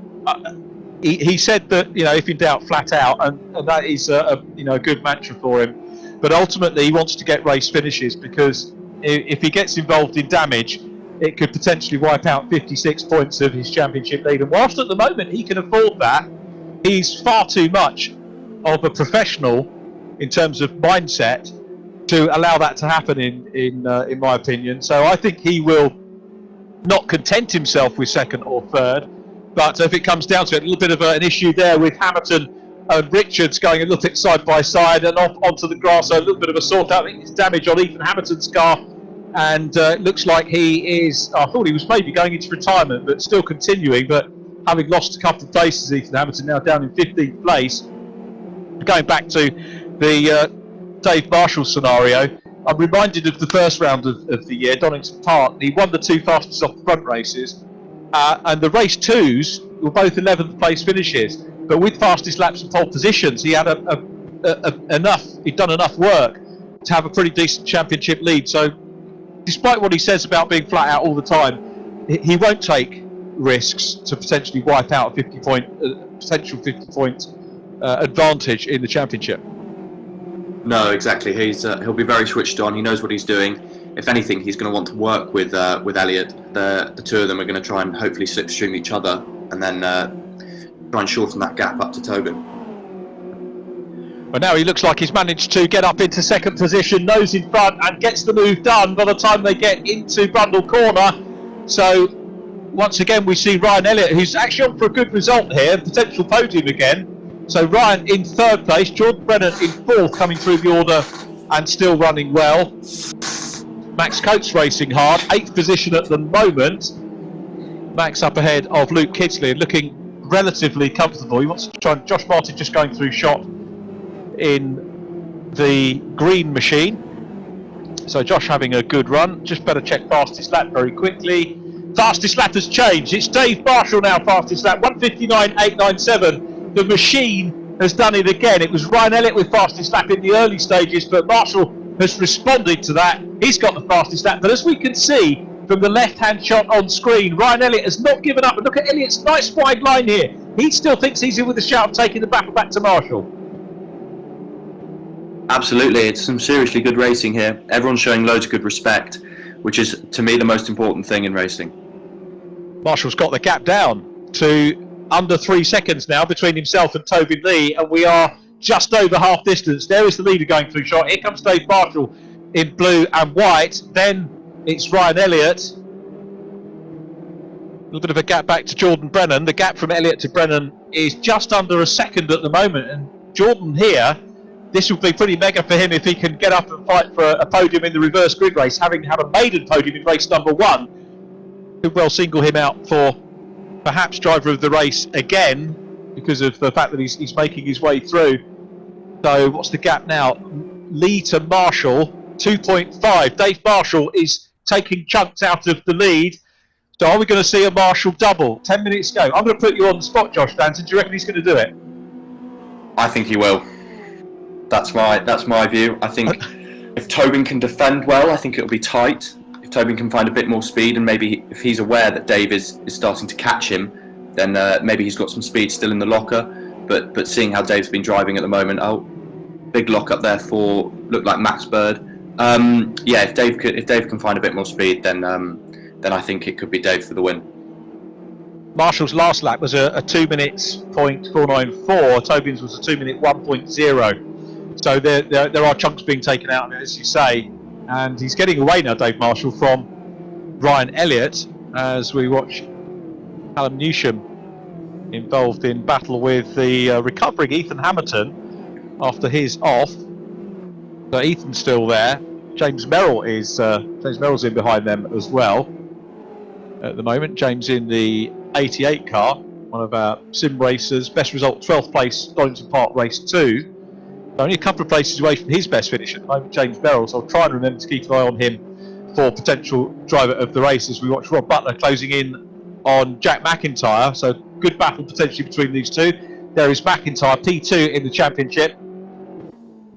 646 points. Tobin Lee, the driver who was closest to him in terms of those here today. And having a look here, real world drivers. Max Coates 476. Max could potentially move up towards the real world driver championship lead here this weekend. And if I get the chance, I'll try and work the points out between races 1 and 2.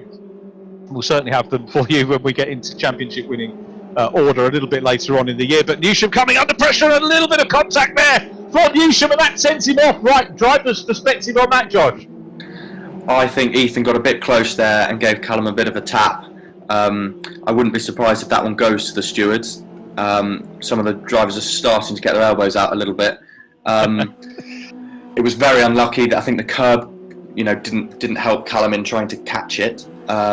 He hit the curb as Ethan kind of went into the back of him there, but I wouldn't be surprised if that one goes to the stewards. Yeah, all of the results that you see are provisional, of course, until the published results, which will they came out very quickly last weekend.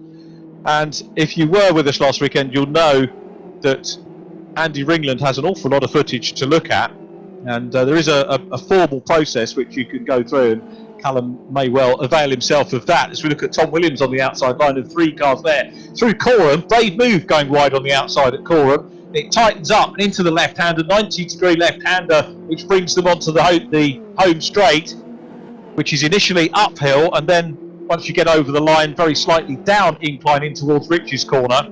7 minutes 25 to go, and Williams down in 16th place. James Merrill's is behind him at the moment as well. There is Ryan Elliott. You can see he's lost a little bit of ground, but it's got Jack MacIntyre for company behind Brennan. So in fact he's 5th position now, isn't he, Ryan Elliott? So what's happened to Ryan there with Rob Butler right behind him as well? So it doesn't look like we're going to get that 100% podium record maintained in this race at the moment for Ryan. So he'll be a little bit disappointed to be down in 5th place. Jack Mack ahead of him, and Jordan Brennan is now in that podium position, 4 seconds down on Dave Marshall, who's got the gap down to Tobin Lee to 7 tenths per second, as Josh Stanton predicted, and with 6 minutes to go. Yeah, I think it's going to be could be a Dave Marshall win here, but it'll be interesting to see how Tobin can defend. I haven't seen much of Tobin's defensive driving, but it'll be interesting to see if he can place the car in the right place and at least maybe hold up Dave for a little bit, see if Brennan can get a little bit closer. See, there's still a long way to go. Yeah, Dave Marshall then 7 tenths down at the moment on Tobin Lee. There is Ryan Elliott. Rob Butler still trying to close him down. All of them in the top 10, race number 1. Max Coates is in 7th position in car with Dave Marshall. Championship leader, second position past the pit entrance down the straight. The gap now from 7 tenths as they cross the line. He's down to 4 tenths of a second. So it's Tobin Lee out front. And let's hopefully stay with Dave Marshall as he tries to close in on Tobin Lee into Riches. Runs a little bit wide. I'll tell you what, rather than me, let's have Josh Stanton talking us through a driver's lap here. Go on, Josh. Okay, so he's going to try. Well, let's see what Tobin does here. See, he's going to be wanting onto the back bumper now. Dave's going to be thinking, right, can I get into the hairpin now? He's going to try and get a good exit through here, through Palmer's.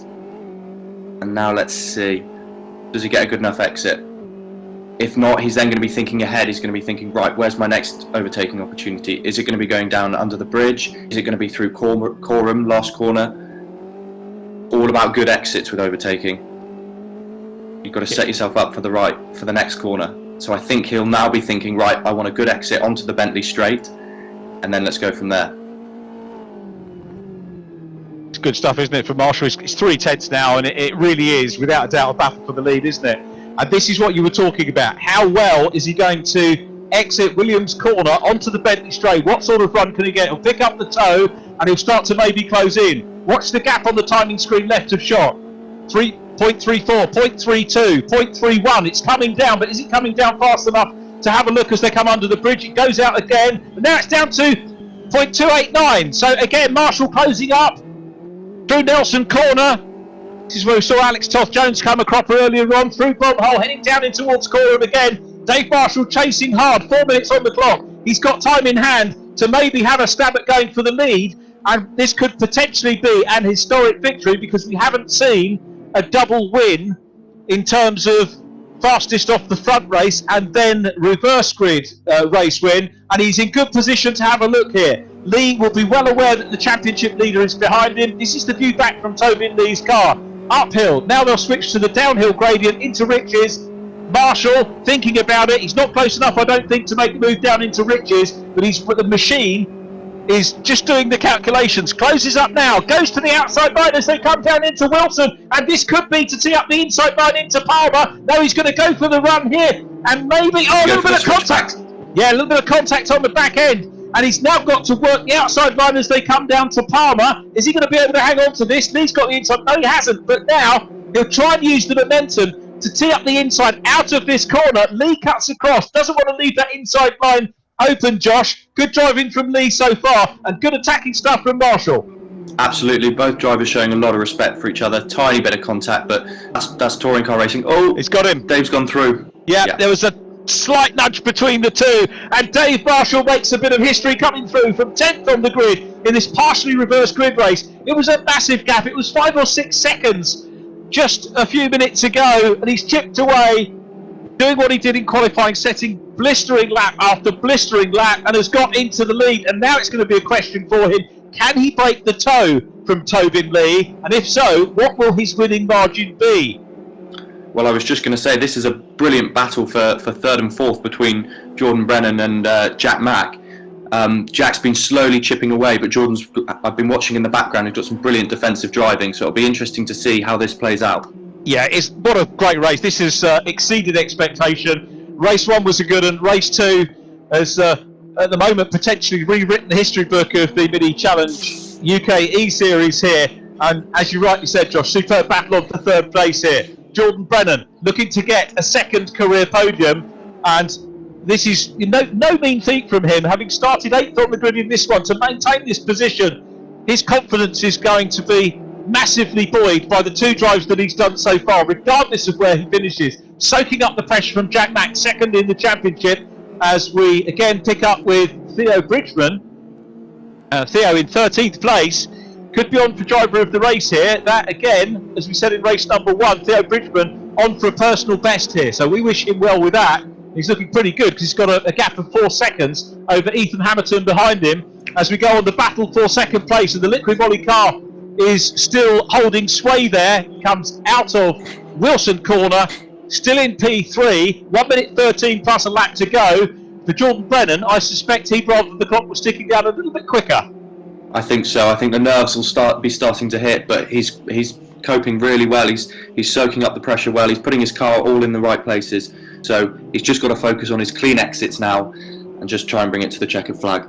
Yeah, good driving from Jordan Brennan, equally so from Jack MacIntrye, who's starting to get his meeting together from my perspective. Could have maybe got a little bit downhearted, runs a little bit wide there, maybe a little bit of a mistake, hasn't lost too much ground though in 4th place. Ryan Elliott still in 5th, having a good run. Rob Butler in 6th, then it's Max Coates, Luke Kidsley, Max Bird in 9th, so top 10 in the offing for Max Bird. Then it's Isaac Smith in 10th place, Josh Martin, Matt Richards in 12th place. Ryan Elliott, of course, our featured driver in this race as well. So still all to play for, and side by side, and now looking down the inside line, it's Jack Mack. He's on the inside as they go into Brundle. They're going to be side by side. They're giving each other room. This is great stuff from MacIntrye, giving Jordan Brennan room, but goes through and makes the outside stick at Nelson corner. That was a very, very good move by Jack MacIntyre. Absolutely, and again, I know I keep mentioning it, but the respect was there from both drivers. Really, really good racing. You're right Brilliant to mention. move. No, you're right to mention it, Josh. It was superb driving and very clearly giving each other room. So Brennan's going to be a little bit gutted to be barged off the podium. Well, not barged off the podium, to be eased off the podium by the new third place back, Jack MacIntyre, who goes on to the final lap in third place. Jordan Brennan P4, but remember, that's a reverse grid result for Jordan, so again, it should not dent his confidence at all. Marshall 1.1 seconds clear of Tobin Lee. There is Ryan Elliott in 5th place. Rob Butler trying to close down on him. Max Coates a little bit distant at the moment in 7th. You see Max coming towards us around about halfway down the straight on the run between Riches and Wilson. There is Max going through shot. Max Coates still having a good run and looking to become the top real world race driver here. He's outscored Josh Martin and Alex Toth-Jones, who are the closest to him further down the table overall, so we will keep an eye on that. And now Ryan is in a little bit of a battle because Rob Butler's caught him on this last lap and he's busy challenging for that 5th place. Yeah, I think it's going to be a tight finish here. You just got to try and keep it on the track, keep your exits clean, and then bring it home to the checkered flag. Having a good go. I tell you what, Jordan Brennan not that far away from Jack MacIntyre still. I'm not sure he's going to be in a position to challenge for 3rd place. Riding the curbs there though is Ryan Elliott, survives that, goes on to the Bentley Straight for the last time, and we're going to pick up the race leader soon, Dave Marshall, who is in the closing stages of this one and will go on to bag a 9th win of the championship. And a little bit of history here from 10th place in the reverse grid. What a drive, and he's managed to get ahead of Tobin Lee. My money, I've got to say, at the end of lap 1 would have been firmly on Tobin Lee in this race. Yeah, back in P2 now.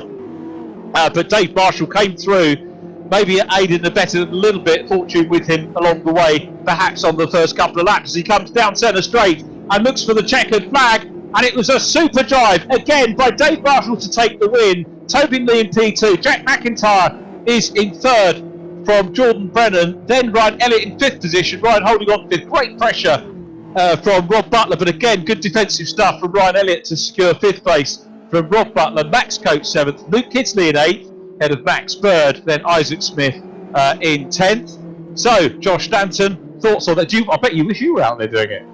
I do a bit, I have to say. I'm missing being in all the action, but no, it's good to watch what everyone's up to, and if anything, just see how everyone's driving and learn, if anything. So yeah, but some seriously good drives out there. Dave Marshall 10th to 1st. I mean, that's an exceptional drive, but there were some brilliant drives from everyone else. I think Jordan Brennan should be really proud of another really good finish. Few drivers that got quite unlucky with incidents. Callum Newsham was unlucky. Not sure what happened with Alex Toth-Jones at the beginning. I think Max Bird might have been involved in a couple of little incidents as well. So a few unlucky drivers there, but on the whole, a very good race. I agree with that. My thoughts for driver of the race there, I was trying to keep my eyes on, who was getting it. I might have missed somebody who got a best result, but Theo Bridgeman got 13th, so improves on his previous best by 3 positions. He's my nomination. How about yourself? Again, Theo did brilliantly. For me, I think Jack Mack, actually. I think he drove really well, closed up on the gap very well, was really respectful in his racing, waited for his opportunity. I think he had a really good race.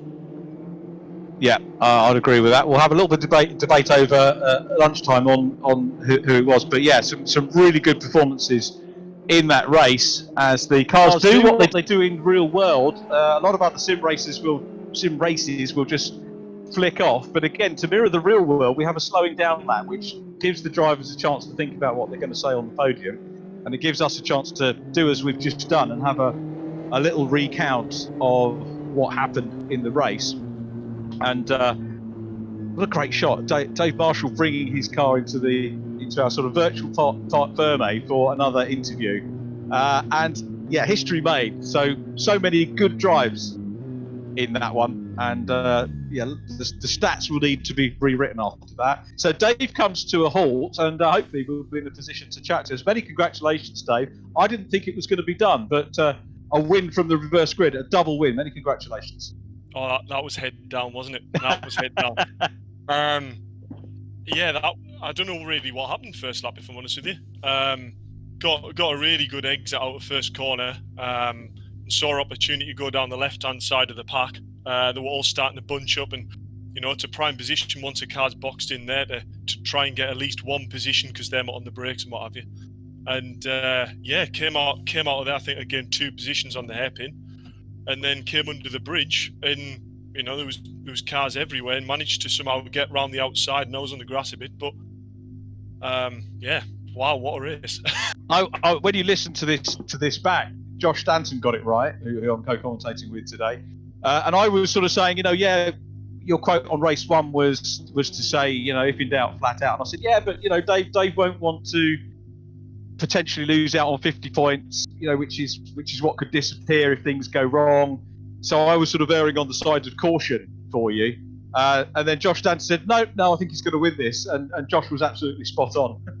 Yeah, I spoke to Max during the week, and he's been in this position sort of in the real world, and got his advice on which mental state to be in and what have you, and he gave great advice, just saying don't think about the championship until you're in a position to win it. So I'm taking every race as it comes. If I can win it, I'm going to win it. So. But that's easy to say, don't think about the championship. But the point is that you've actually got a good lead, so it is something you can play with. It is, but if I can keep growing it, then why not? That's absolutely fascinating. Really good to get a sportsman's psychological perspective on that. So I've got Josh down to me. Josh, is there anything you'd like to ask Dave at all? Well, firstly, congratulations, Dave. That was a brilliant race from you. What was your view on what happened at the first corner? Were you on the first lap coming under the bridge? Did you kind of aim where people are and then hope that they've moved by that point, or did you just try and get around the outside of it all? So coming down the back straight, Bentley straight, I believe. Going under the bridge, I looked back and I realised I had quite a good gap behind, so backed it well off. So I knew it was going to get a bit scrappy under the bridge. There was like 3 or 4 cars that were basically on top of each other. And luckily, they'd sort of managed to disperse a bit by the time I actually got to the scene. So once I got to the scene, it was basically try and pick my way through the cars, and it wasn't as bad as it probably looked. But luckily, I had that gap behind, so I managed to back off and just calculate a bit. Yeah, exactly. That was brilliant. Brilliant driving. Congratulations. Cheers. Well done again. Thanks, Josh, for that question. Let's go to the driver who was in second place in race 2 here. Tobin Lee. Tobin, the lead for a long time. And how aware were you of that blue and white 66 car hunting you down? Well, I mean, to be honest, from my point of view, I thought I did everything that I could have in that race. I got a good start, got away, and just was driving my pace that I have at the moment. And Dave was on another level. So it was, to be honest, as soon as I saw he was in third, I had Ryan Elliott in between us. And I was just banking on Ryan, maybe keeping him back a little bit so I could get away as much as possible, but it wasn't to be. And the moment he got through, suddenly he was reeling me in. And to be honest, there's only so much you can do to defend up against a car that does have such an advantage. So yeah, I didn't want to do anything stupid, but equally I didn't want to give Dave the place. Yeah, it was a really good drive from both of us, I think. So I was pretty pleased regardless. Nice one, Toby. Well done, and a few points to the good there over Jack Mack, who of course you're going to be dicing with T2 in the overall championship as well as the sim races class. It's really close. I think Jack does have a little advantage over me at the moment, but either way, good progress, and we'll see how the second half. Nice one. Many congratulations. Thanks for talking to us. We'll see you in the second half of the meeting. We're going to go to the driver who finished in third place. That was a hard-earned podium. And Jack Mack, the silent assassin, Josh Stanton singling you out there as driver of the race. So that was a great race and a hard-earned podium.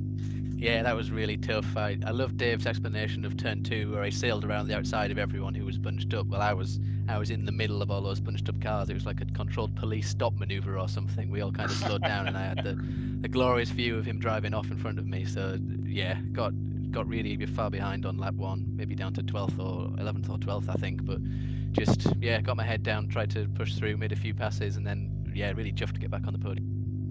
A well done, cracking drive, and I dare say we'll catch up with you in the second half of the programme. We're going to allow you guys a little bit of a break. We're going to grab a break as well. So that was our podium for race 2. Dave Marshall, the machine, taking the win. Tobin Lee, we need to come up with a nickname for Tobin, don't we? He was in second position and third place there. Oh, we've got Jordan Brennan as well we can have a quick word with. Jordan, are you there? Jordan Brennan, 4th position.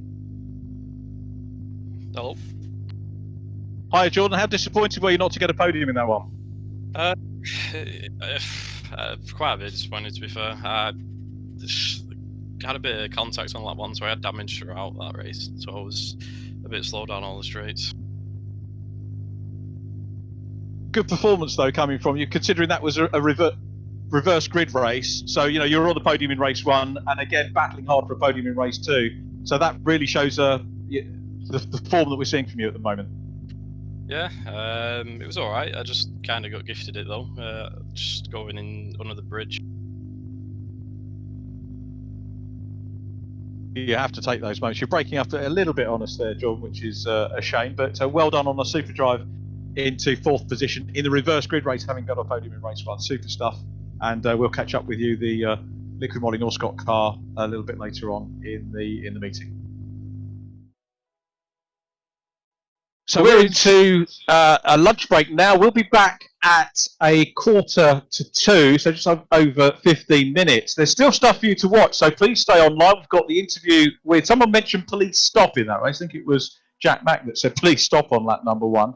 And we've got our police officer from Barbados in this one, Damien Hall, who we chatted to in the week, and we've got that interview coming up for you.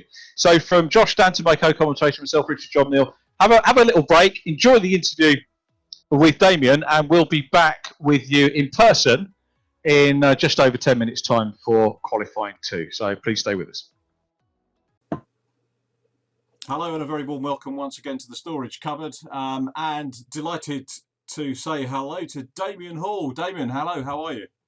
Hey, I'm good, thanks. Thanks very much for joining us. This is good for me because you're a Barbadian entry in the official Mini Challenge e-racing series. How on earth did you get involved in this series? It was just a matter of trying to find a championship that would allow people from our region to enter, because it's a challenge nowadays to find championships that welcome people from the Caribbean region. Normally it's from European nations or from the US, but I managed to, well, the team managed to locate this series. We're very glad that you did. It really does add a cosmopolitan feel to what is a very competitive championship. What are your thoughts on the races we've had so far? The races are very competitive, very exciting. I wasn't really surprised at I can't say that I was surprised at the level of skill. I've heard of a few of the names, both in the sim racing arena and the real world. But it's been very exciting. Tell us a little bit about your sim racing experience, your history, and also maybe a bit about the rig that you're sitting in right now. Oh, well, I'm not actually sitting in my rig. This is just my office chair. But I use a play seat.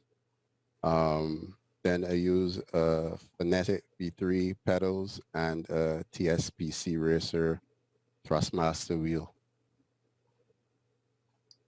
And how did you get to where you are? Because I gather you've got a fair bit of experience and a lot of success as well in sim racing. Yeah, it started, well, professionally or semi-professionally in 2017. I had taken a more serious approach to sim racing, and a longtime friend of mine, Richard Braun, he saw the interest and he saw the potential in me and esports in general. So he started the team, Apex Fever, which I drive under right now.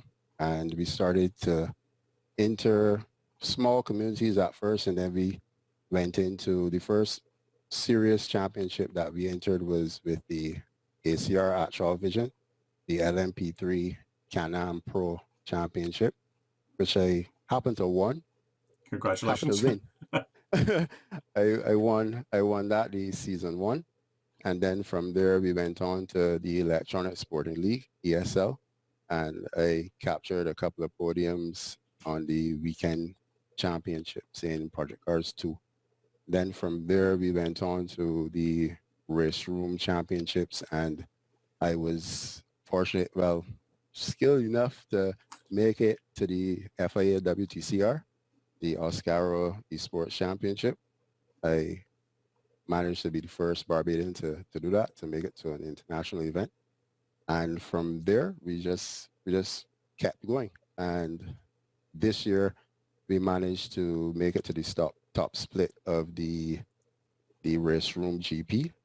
That was at the virtual Shanghai GP just after COVID had hit, and all the sport events started to come to a halt. And we made it to the top split. Didn't manage to get a podium in that event, but at least we made it there. And then it was on to the mini challenge. Must be a big difference racing something like the first formula you mentioned there was LMP3.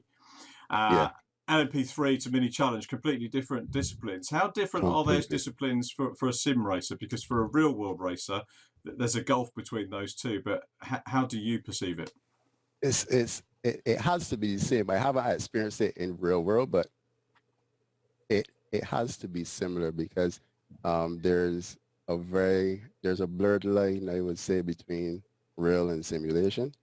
But it is a big difference. If they say it's a big difference, I can relate, because it definitely feels that way. But I'm slowly adjusting, slowly getting into it. Oh, that's great. Good to have you along. And in the real world, your job is that you're part of the police service out there. Is that right?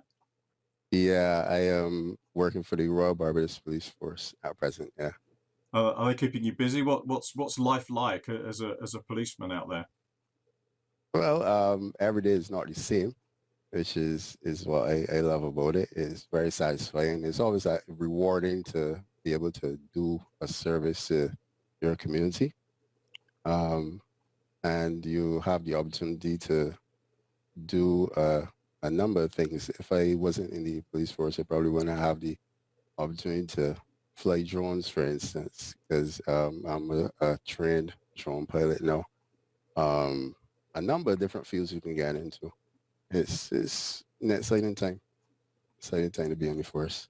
Do you get over here, you have the opportunity to do advanced driving, and did that come through police service as well? Because I know you've done track days as well. So is there a tie-in with driving for yourself and for the police? We do have driver's training, but I normally do track days on my own. But it was normally with motorcycles, with super sport bikes.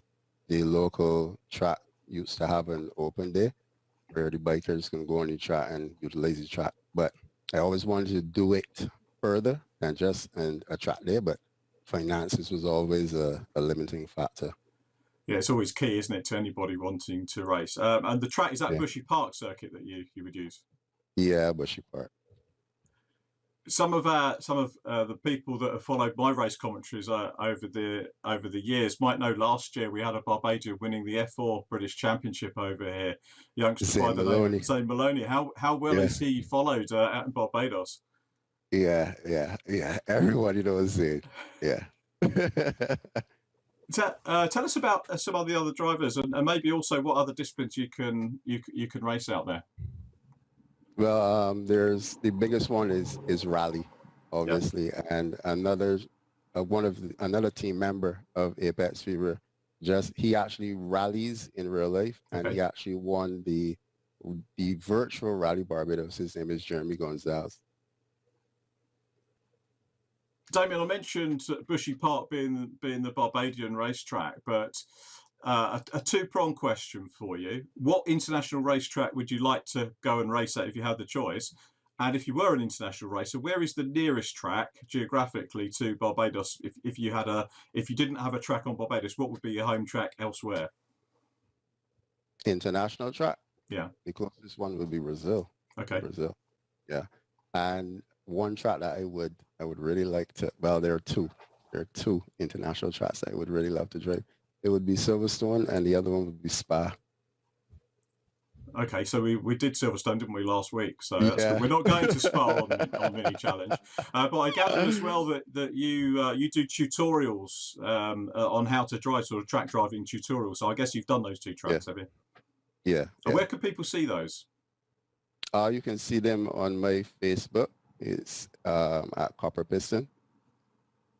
Facebook.com/Copper Piston. Excellent. We'll get people to check that out. And before we go, just what are your thoughts? We're halfway through the campaign for the official Mini Challenge e-racing series with Virtual Racing Club. What are your hopes for the remaining 4 rounds? I just would love to continue improving. So far, my best result has been 10th, and I've been very happy with that. But I know I can do a lot better. Now I'm getting a grasp for the car. I just want to finish better than I started.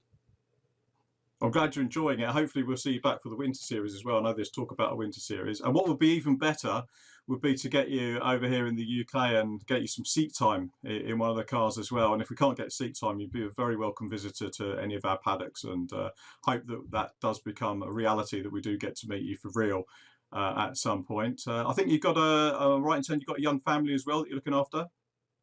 Yeah, I have a wife and 3 kids, 2 biological and 1 stepdaughter, all girls. So I'm outnumbered. Well, they're good to have around. We wish them and you very well. Good luck for the rest of the campaign, and thanks ever so much for chatting to us today. Appreciate that. Thank you so much for having me. My pleasure. Thank you.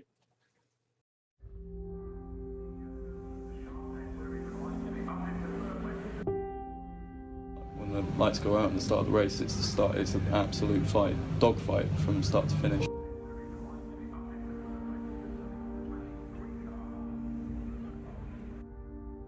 It's in my blood, it's a passion. I train every day for it. It's just a different feeling. It's where you feel most comfortable. The nerves actually kick in. It's when you pull up on the grid and they give the 30-second warning. But as soon as you get off around that first corner, that's it. The nerves all go, and it's man on the mission then trying to win the race. I think the one thing about racing that is quite unique from other sports is that feeling that you get. A lot of drivers talk about this zone, or whatever you want to call it, but it's that feeling where everything sort of clicks when you're in the car. Or motorsport finance is key to anyone that wants to progress, and key to anyone who wants to get started. And so I wouldn't be here if it wasn't because of the support that you give sponsorship-wise, but I also wouldn't be here if it wasn't because of the support that you give as a company financially-wise, and the help that you can give to drivers like myself. It's all working as a team, and it works out both ways. In motorsport, there's so many variables, and if anything goes wrong, your whole weekend can fall apart.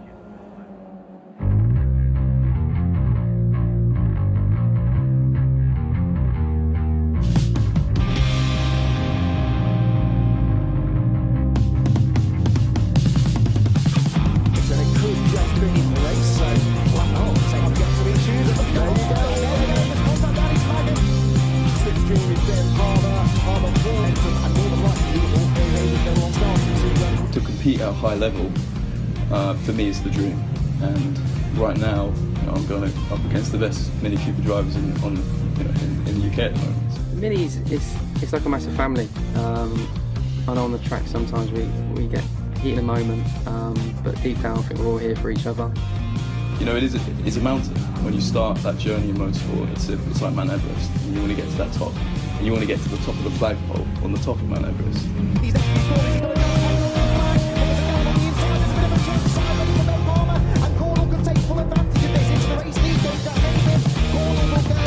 Crudo have been a massive help to me. They helped me buy the car, they've helped me with a personal sponsor. And they can build a package around your needs. If you want to race Kinetic, if you want to race minis, they can build that around you. It's not just the finance on the race cars, it's the equipment, it's the vehicles, it's the trailers, which is the whole package to getting the actual race car to the circuit. You know, Credo come to all of my races. You know, I think they get more nervous than I do sometimes. You know, they're a financial company, but they're more than that, and they're there to get you on that grid and to support you from start to finish. So it's great to have Credo here for every weekend that we do. But you know, it's what they do. They create that personal connection, like I say, from that first meeting. And whatever it will be, if you are racing, then they'll come and they'll watch and they'll be there through thick and thin.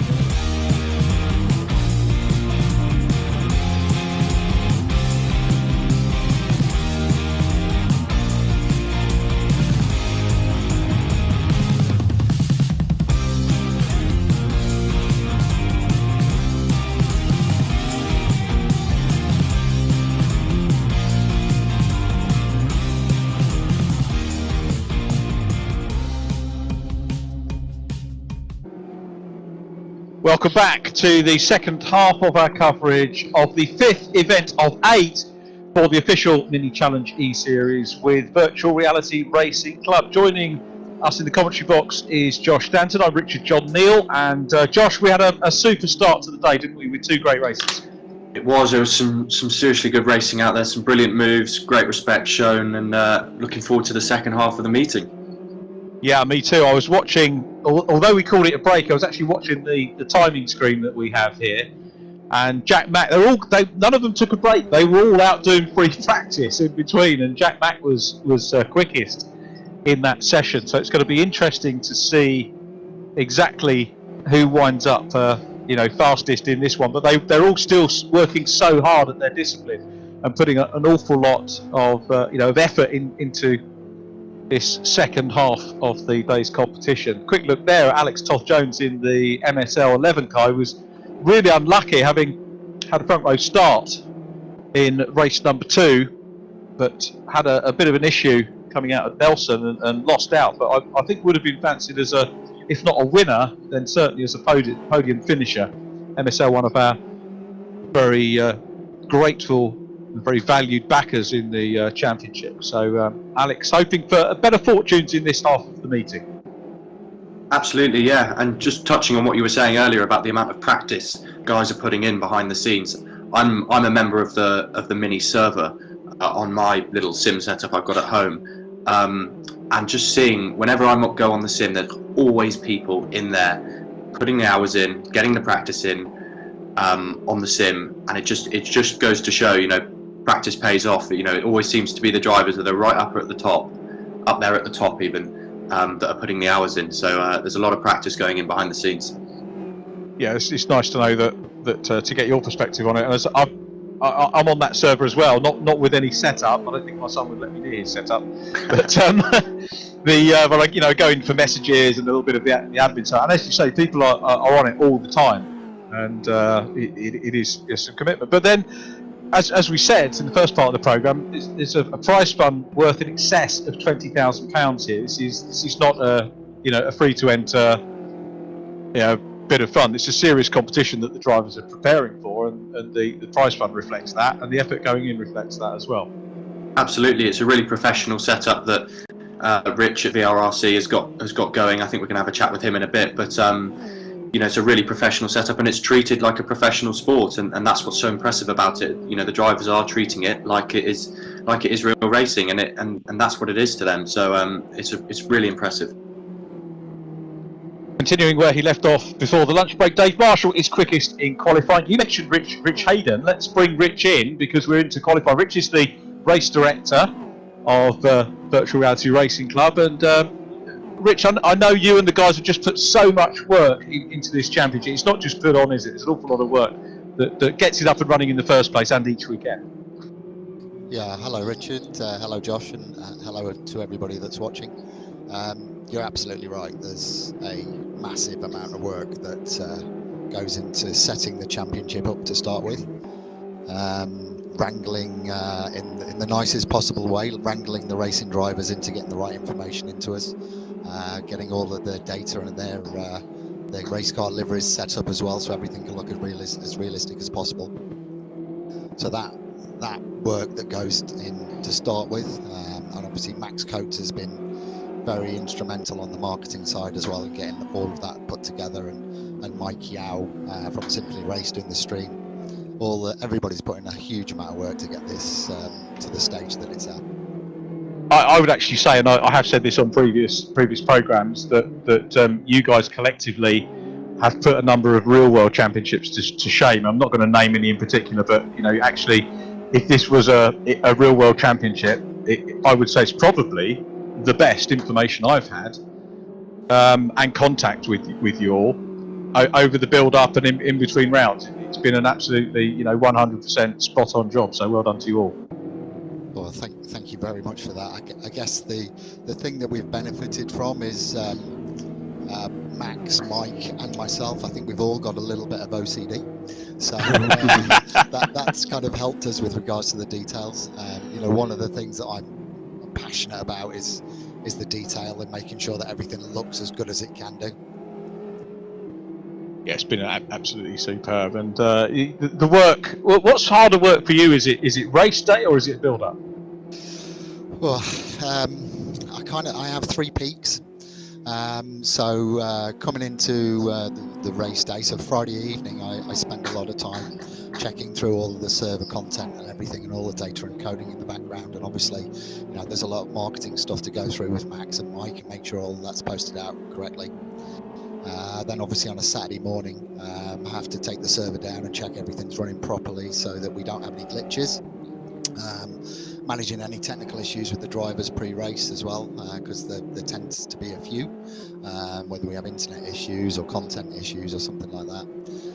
And then post-race, my busiest time is a Monday morning when I start going through the protests. So you had Andy on last week, and he went through in great detail of the amount of work that he puts into that, and we're very, very grateful for him spending the time to do all of that for us.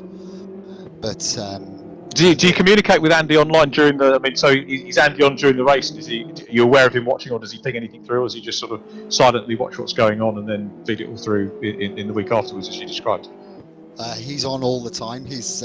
I have a bit of a joke with the drivers that when they close their eyes to go to sleep at night, I'm watching, and I'm watching at all times. So right now, as we are talking, I've got 3 screens in front of me with 3 different outputs from the races, looking at all different drivers.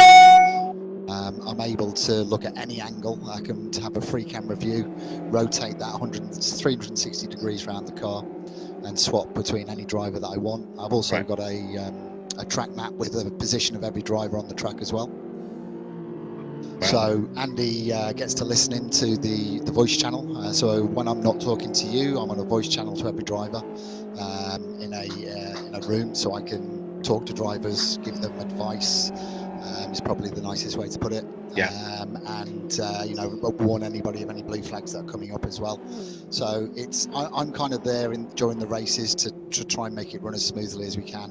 It's one of the things that we don't get in real life. Somebody being able to manage the process. So that's kind of. And Andy is there as well at the same time to watch what's going on, and we will discuss things after the race. So you're kind of the Alan Gow to this series, really. Wow, that's a great compliment to have. But I guess what I try and do is just try and make the process as smooth as possible. Yeah. But also having a firm hand to keep the drivers on the straight and narrow. I've got to go back to the comment you said that when they're asleep you're watching. That actually reminds me of a couple of championship directors. Gow is one. I don't think Gow would say that because he has the menace without saying anything. But I don't know if you're aware of the pickup truck racing championship that takes place, and the guy that runs that called Sonny Howard. That is exactly the sort of thing Sonny Howard would say as championship director. So if you don't know Sonny, hook up with him and have a chat. He'd probably be interested in talking to you about having a virtual pickup one for sure. But a great guy, and that resonates with me what you said there. So sorry, mate. No, I guess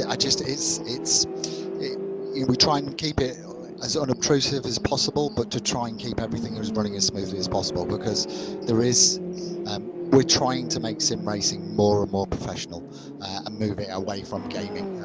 You know, one of the things that Anthony briefed me on when he asked me to run this was, you know, this isn't a game. This has got to be serious. So we're trying to be as firm but as fair as we can. Talking of professionalism, you've obviously the feeds that we've got are great, but we've now got round 3 for you on Amazon Prime. It's just fantastic, yeah. So thank you very much for your input on that, Richard, as well. To get this onto Amazon Prime is, you know, we are so pleased for that, and you know, is a testament to not only the way that Mike's able to do the streaming, how we're managing things in the background, but also, you know, to the commentary that you guys are providing as well, because you know, I have a big TV screen that's on next to me with the live stream, and my other half walked past it the other day and she went, I didn't think there was any racing on live at the moment. You know, that in itself just shows that, you know, people are seeing this, and it's looking great. So thank you very much for your part in that as well, Richard. No, it's a pleasure, and the thing I keep reminding people is that we are raising money for good causes for the NHS through this. So if anyone wants to donate on the championship's behalf, they can do that, can't they? Well, absolutely, yeah. You know, it's important that we are there to support the people that have worked so hard through this issue that we've got with COVID-19. So anything that we can do to help, we will try. That's brilliant, Rich. Unless you've got anything else you want to chip in with, we probably ought to have a little chat about qualifying. But thanks ever so much for joining us. Thank you very much for having me. I'll see you later. Yeah, look forward to that. Thanks very much, Rich Hayden, Championship Director there from Virtual Reality Racing Club. And we are in the qualifying session. Unsurprisingly, Dave Marshall is still on pole position. 0.38 seconds ahead of Alex Toth-Jones. Alex Toth-Jones, Josh Stanton, I think, is looking to turn his luck around here. I think so, yeah. I think he's probably, you know, put his bad luck behind him, or whatever happened in the last couple of races, and is now, as a true driver would, you know, looking ahead, not looking in the past, and seeing how he can sort out his luck for the rest of the meeting. It's incredibly close now. The top 10 are all tenths apart, really. You know, Dave Marshall's got a slight gap out front, as perhaps I would expect, but by now. But yeah, I mean, it's starting to look really tight. Drivers starting to get into their groove a little bit more now. Any nerves that perhaps were there at the beginning of the meeting, which personally I find can happen a little bit more on sim racing. Don't know why, but you get a little bit more nervous perhaps sat in the sim rather than you do sat in a race car. But for me anyway. But I think, you know, those nerves are starting to shake off now. Drivers are starting to get into their groove, find their braking points, all that kind of stuff. So I'm expecting things to get a little bit tighter now. And how are things shaping up on social media? Have you had a chance to have a look? I'm pushing you to the limit here, fellow. You're doing a lot of input for me, which is super. But I know we want to keep an eye on Facebook and the like. Any other comments coming through? Any unusual visitors commenting? Well, it's the same clan as usual. The Newshams, big fans of obviously of Callum.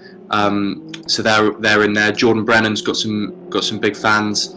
Lots of people supporting him. Max Bird, Max Coates, all have got people wishing them well. So it'll be interesting to see. Well, we hope that they can get some good results. Damien Hall with some supporters out there on YouTube. That's good. He's had some bad luck in the last couple of races, but a good drive nonetheless in the second race. So we hope that he can get another good result. But if anyone's got any questions regarding the stream, mini racing, how the cars are, the track, absolutely anything, please feel free to pop them on Facebook and YouTube, and we'll make sure we answer them when we can. Yeah, we'd love to hear from you. So, you know, engagement with everybody, absolutely wonderful if you can do that. So it's now, goodness me, Marshall, 0.5 of a second clear of Alex Toth-Jones, still in P2. Tobin Lee third, then Rob Butler, who, as I speak, goes P2, 4 tenths down on Dave Marshall. So Rob Butler, but then Tobin Lee responds, goes back into P2. This is, again, just like a real qualifying session. So it's Marshall, Lee and Butler. Alex Toth-Jones is in 4th position. Max Bird in a very good 5th place at the moment, ahead of Jack MacIntyre. Disappointing for Jack at the moment in 6th. Isaac Smith 7th. He was starting to turn up the wick a little bit in race 2, so he's well up into the top 10 now in 7th. Josh Martin 8th. He's been there or thereabouts over the couple of races we've had so far. Callum Newsham 9th, and perhaps the surprise here is Jordan Brennan down in 10th position, given the form that we saw in races 1 and 2. Then it's Matt Richards, Tom Williams 12th running well, Max Coates 13th. Max, we know, has got the race pace, but a little bit off colour, 13th, unlucky for some in this one at the moment in Q2. Ryan Elliott 14th, so he's got work to do. Luke Kidsley 15th, James Merrill 16th ahead of Damien Hall. I hope you all enjoyed watching the interview with Damien. Absolute pleasure to have a chat with him. And thanks to the drivers that are sending through, as you saw in the interviews, the shots that we use as cutaways, the photos which illustrate other racing that they've done, or the great track day. It was quite funny because I did an edit of Damien's interview and sent it on for him to have a look at, and he said, "You didn't use the shot of me on the motorbike." So back into the edit, redid it and pinged it out. To be fair, I looked at it, but the shot didn't look right. But then when it went back in, it did. So thank you to Damien for sending all those through.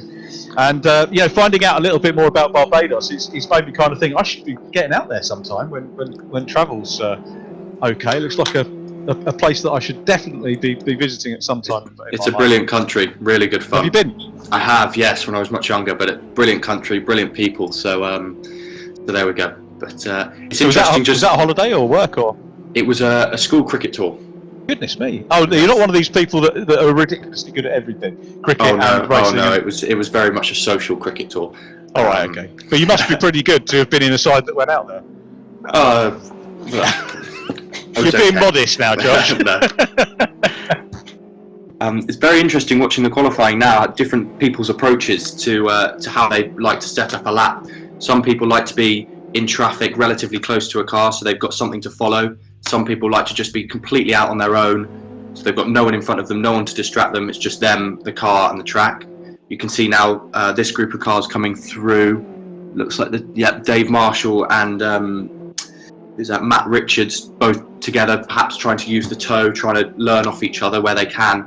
It's just interesting to see people's different approaches as to how they want to set up their lap. It is. No, it's a very deft way you change the subject there as well. Well done. That's good. Pleasure to have you on board, by the way, today. Really good stuff for race number 1. As you say, qualifying is an art in itself, and we're seeing a little bit of that here with Marshall next through the shot as well is Ryan Elliott, who is going to be disappointed at where he is at the moment, down in 15th place. So maybe if he can get progress, I'm thinking in terms of Ryan's one of the drivers that's had the consistency of one podium per meeting so far, and at the moment that looks like it might be disappearing or slipping away from him slightly. The other stat I've been looking at, apart from the Dave Marshall stats, are those of Jack Mack, who is in 6th place at the moment, but I think again hasn't had anything lower than a 9th place. Let me just have a quick look down. 37 car, had a 9th place race 3 at Brands Hatch. And what has he done today? Race number 1. Yeah, so he's maintained that. And I think if there weren't the points for fastest lap and pole position, that things would be a lot closer in terms of the championship between Jack MacIntyre and Dave Marshall. And I'm not criticising the points scenario, because it's a perfectly good point scenario. But if we didn't have those fastest lap points, it would be a lot closer between those two. And I get the feeling that Dave Marshall has kind of gone away. Look at what Jack MacIntyre's done, because he's been so consistently in the top, not just his lowest result, top 9, but he's been in the top 10 every single race. Even Dave Marshall hasn't done that. And I think that's something Dave Marshall's probably looked at and thought, actually, I do need to, where possible, just keep up in the game. And he very definitely did that in the first half of the meeting. If you just joined us, we'll let you know that Dave Marshall qualified on pole, took race 1 from pole position, then started 10th in the partial reverse grid race 2, won that one, and got the fastest lap as well. So maximum points on the meeting for the machine Marshall. There's been a little change, because now we've got Matt Richards up into 3rd place. It's Dave Marshall and Tobin Lee on the front row of the grid. Checkered flag is out. This is where I need to scribble down my grid as quickly as I can, or the top 10 as quickly as I can, and we will have a word with the pole man in a minute. So it's Marshall and Lee on the front row of the grid. It's Matt Richards who lines up in 3rd place. 4th position is Rob Butler, who's having a good meeting by my standards here, and you heard that he'd switched over to Fanatec pedals, and that seems to have made a difference for him. Alex Toth-Jones winds up in 5th, so good stuff from Alex. Max Bird is in 6th position. 7th goes to Jack Mack. That's probably his worst qualifying so far, so he has got work to do. Isaac Smith qualifies 8th.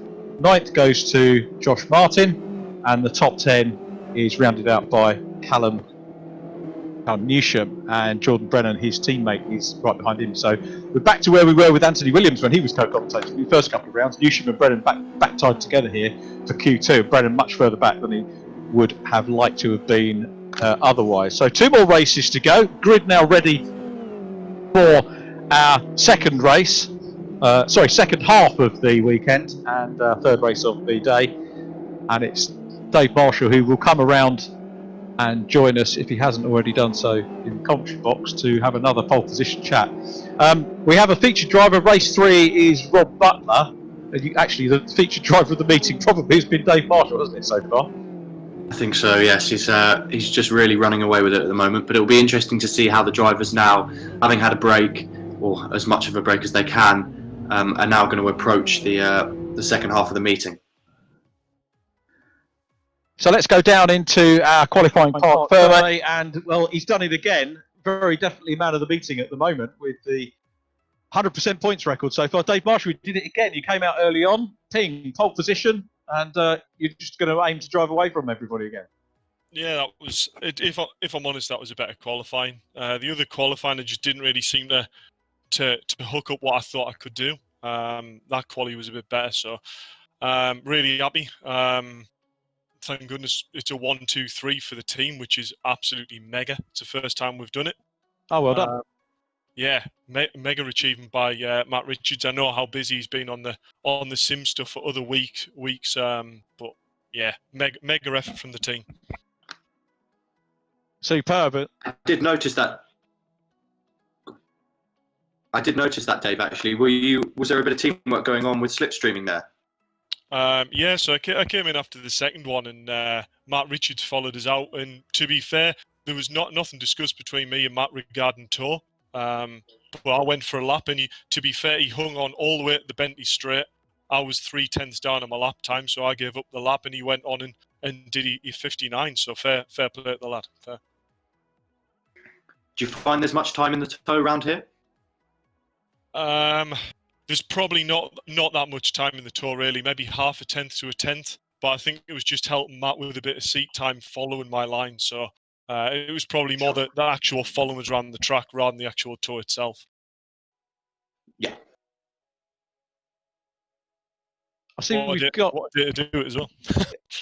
Superb day. Well done, Dave Marshall. So pole position, again, maximum points scored so far. Well done to Matt Richards, who gets P2. If he can hear us, our featured driver is Rob Butler, who qualifies as the class pole position for the real world drivers. Well done, Rob, if you can hear us. Thanks, John. Yeah, it wasn't a fantastic lap, to be fair, but I've finally sorted out the last section of the track where I was struggling a little bit in the last qualifying. But I made a mistake at turn 1 at the start of the lap. I probably lost a tenth and a half through there. But look, we'll take P4. We're on the inside going to turn 1, so try to get a good start and another clean race and another podium. Fingers crossed for you. Are you planning to do any real racing this year? What's the plan? Will we see you out on track? Oh, I'm getting old now. I'm retired. Well, the grand old age of 28, is it? Yeah, 28. Yeah, I'm retired. I do some driver coaching stuff now with Ryan Dignan in Mini Challenge, and before that I was in TCR Europe with Respar and Mini Challenge with Respar. So for me, it's more about enjoying it, John, and doing some sim racing. It's unfortunately when you go racing at the top level in motorsport, it's burns through money quicker than you can even blink. So this is as good as it gets, but I'll definitely continue with sim racing. It's mega. That's right. Nice one, Rob. Well done on class poles. We'll see you off row 2. Thanks, and we'll see. I'm sure you're staying up at the sharp end for our third. We'll try. Nice one, mate. Well done. And I guess the drivers are getting ready. Just having a quick look through. Who else we've got in the mix? Tobin, I think, was online. Who might have disappeared. Tobin, are you there?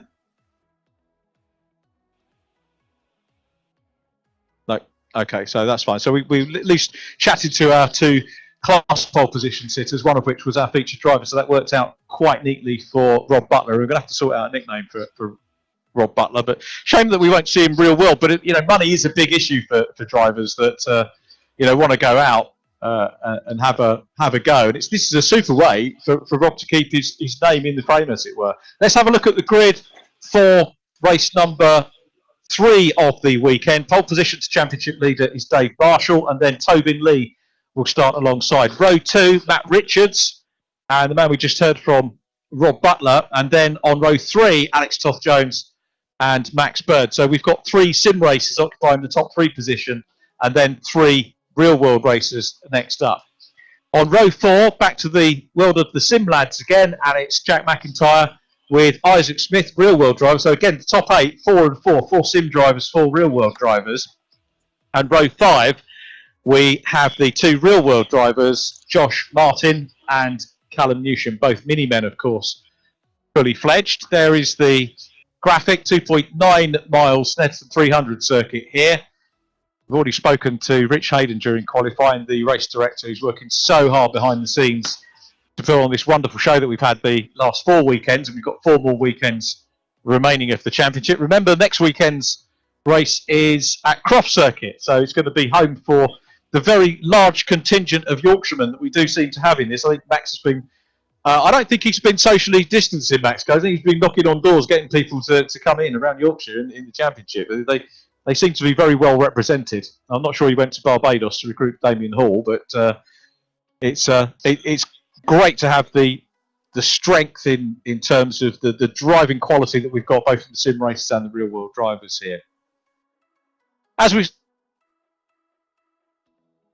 said, joining me in the commentary box is Josh Stanton, a driver with a fair bit of karting experience under his belt, having done the British University's karting. Yes, I have. Good experience. Yeah, it is. Yeah, it's a more of a winter series. It's good to keep your skills in check, keep yourself sharp. But just moved into the mini JCWs last year, straight from karting, and been so impressed with the way it's run. Anthony at Mini Challenge has been brilliant, and it's going onto the touring car package now is perfect. But as we're not racing now, this is the next best thing. It's so professionally run by the RRC, and it is the perfect place to give your sponsors, your partners exposure, to keep your skills sharp, and there are some properly fast boys out there. So yeah, brilliant to watch, brilliant to be a part of. Yeah, it's good to have you on board, and as we've said, some real top names in this championship, and the table still headed by Dave Marshall, who has, having had a perfect weekend so far, will have extended that championship lead. But the way the points are worked out, it's still very much all to play for everybody. You just don't know what is around the corner.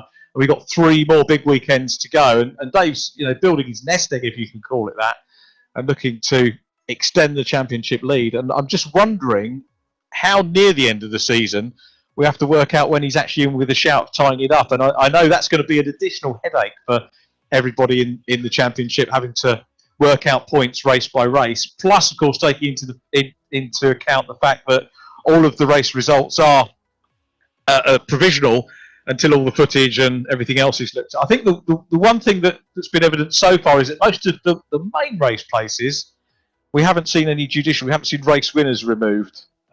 So I guess that's something that will count in favour of being able to work the scores out, even provisionally, as things happen. As you can see, though, the cars are on the grid and ready for race 3 here on the 300 circuit at Snetterton, with Dave Marshall nearest camera of the left-hand pane of your screen. To his inside is Tobin Lee in the pinky purple car. Row 2, Matt Richards in blue, the white car of Rob Butler. The lighting sequence is underway and is complete. Out go the lights. Dave Marshall looking to make it a hat-trick and continue to rewrite the history books here for the Mini Challenge UK eSeries. They go down into riches for the first time. Marshall around the outside line. Tobin Lee on the inside has a good sweep. Matt Richards is in 3rd place as they now head down towards Wilson corner for the first time. This was a worrying moment for Dave Marshall. He said in race number 1. Rob Butler's done well there. Snuck through in white on the inside line and goes up into P2 ahead of Tobin Lee. But Tobin's got the inside line and challenging back for second place as Marshall leads them through Palmer now.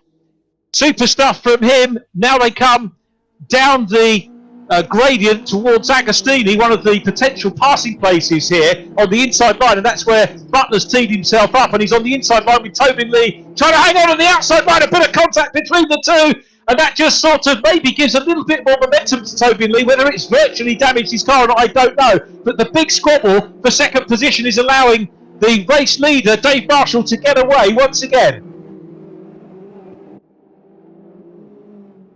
So Marshall is out front, is our race leader, comes onto the Bentley straight. Tobin Lee is now, as you can see, in second place. But look at the lead that Dave Marshall has got already on the first lap down the Bentley straight. He's got maybe 10 car lengths between himself and the chasing pack. Incredible stuff as they go into the Brundle Nelson complex. Marshall already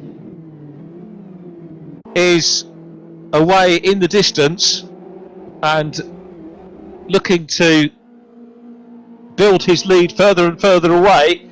Tobin Lee in P2, Rob Butler in third place. Now remember, Butler, the leading real world driver, trying to challenge, of course, for the overall or the class championship lead.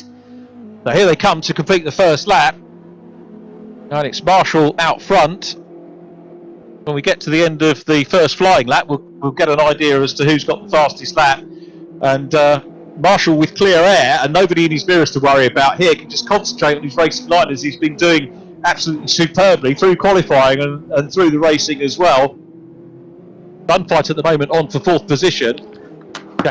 Jack MacIntyre in the mix as well, side by side with Rob Butler at the minute. So he goes through. Tobin Lee at the minute second position, looking relatively comfortable. There is Josh Martin with Isaac Smith right behind him, 8th and 9th. Alex Toth-Jones in the MSL Motorsport consultancy car immediately ahead.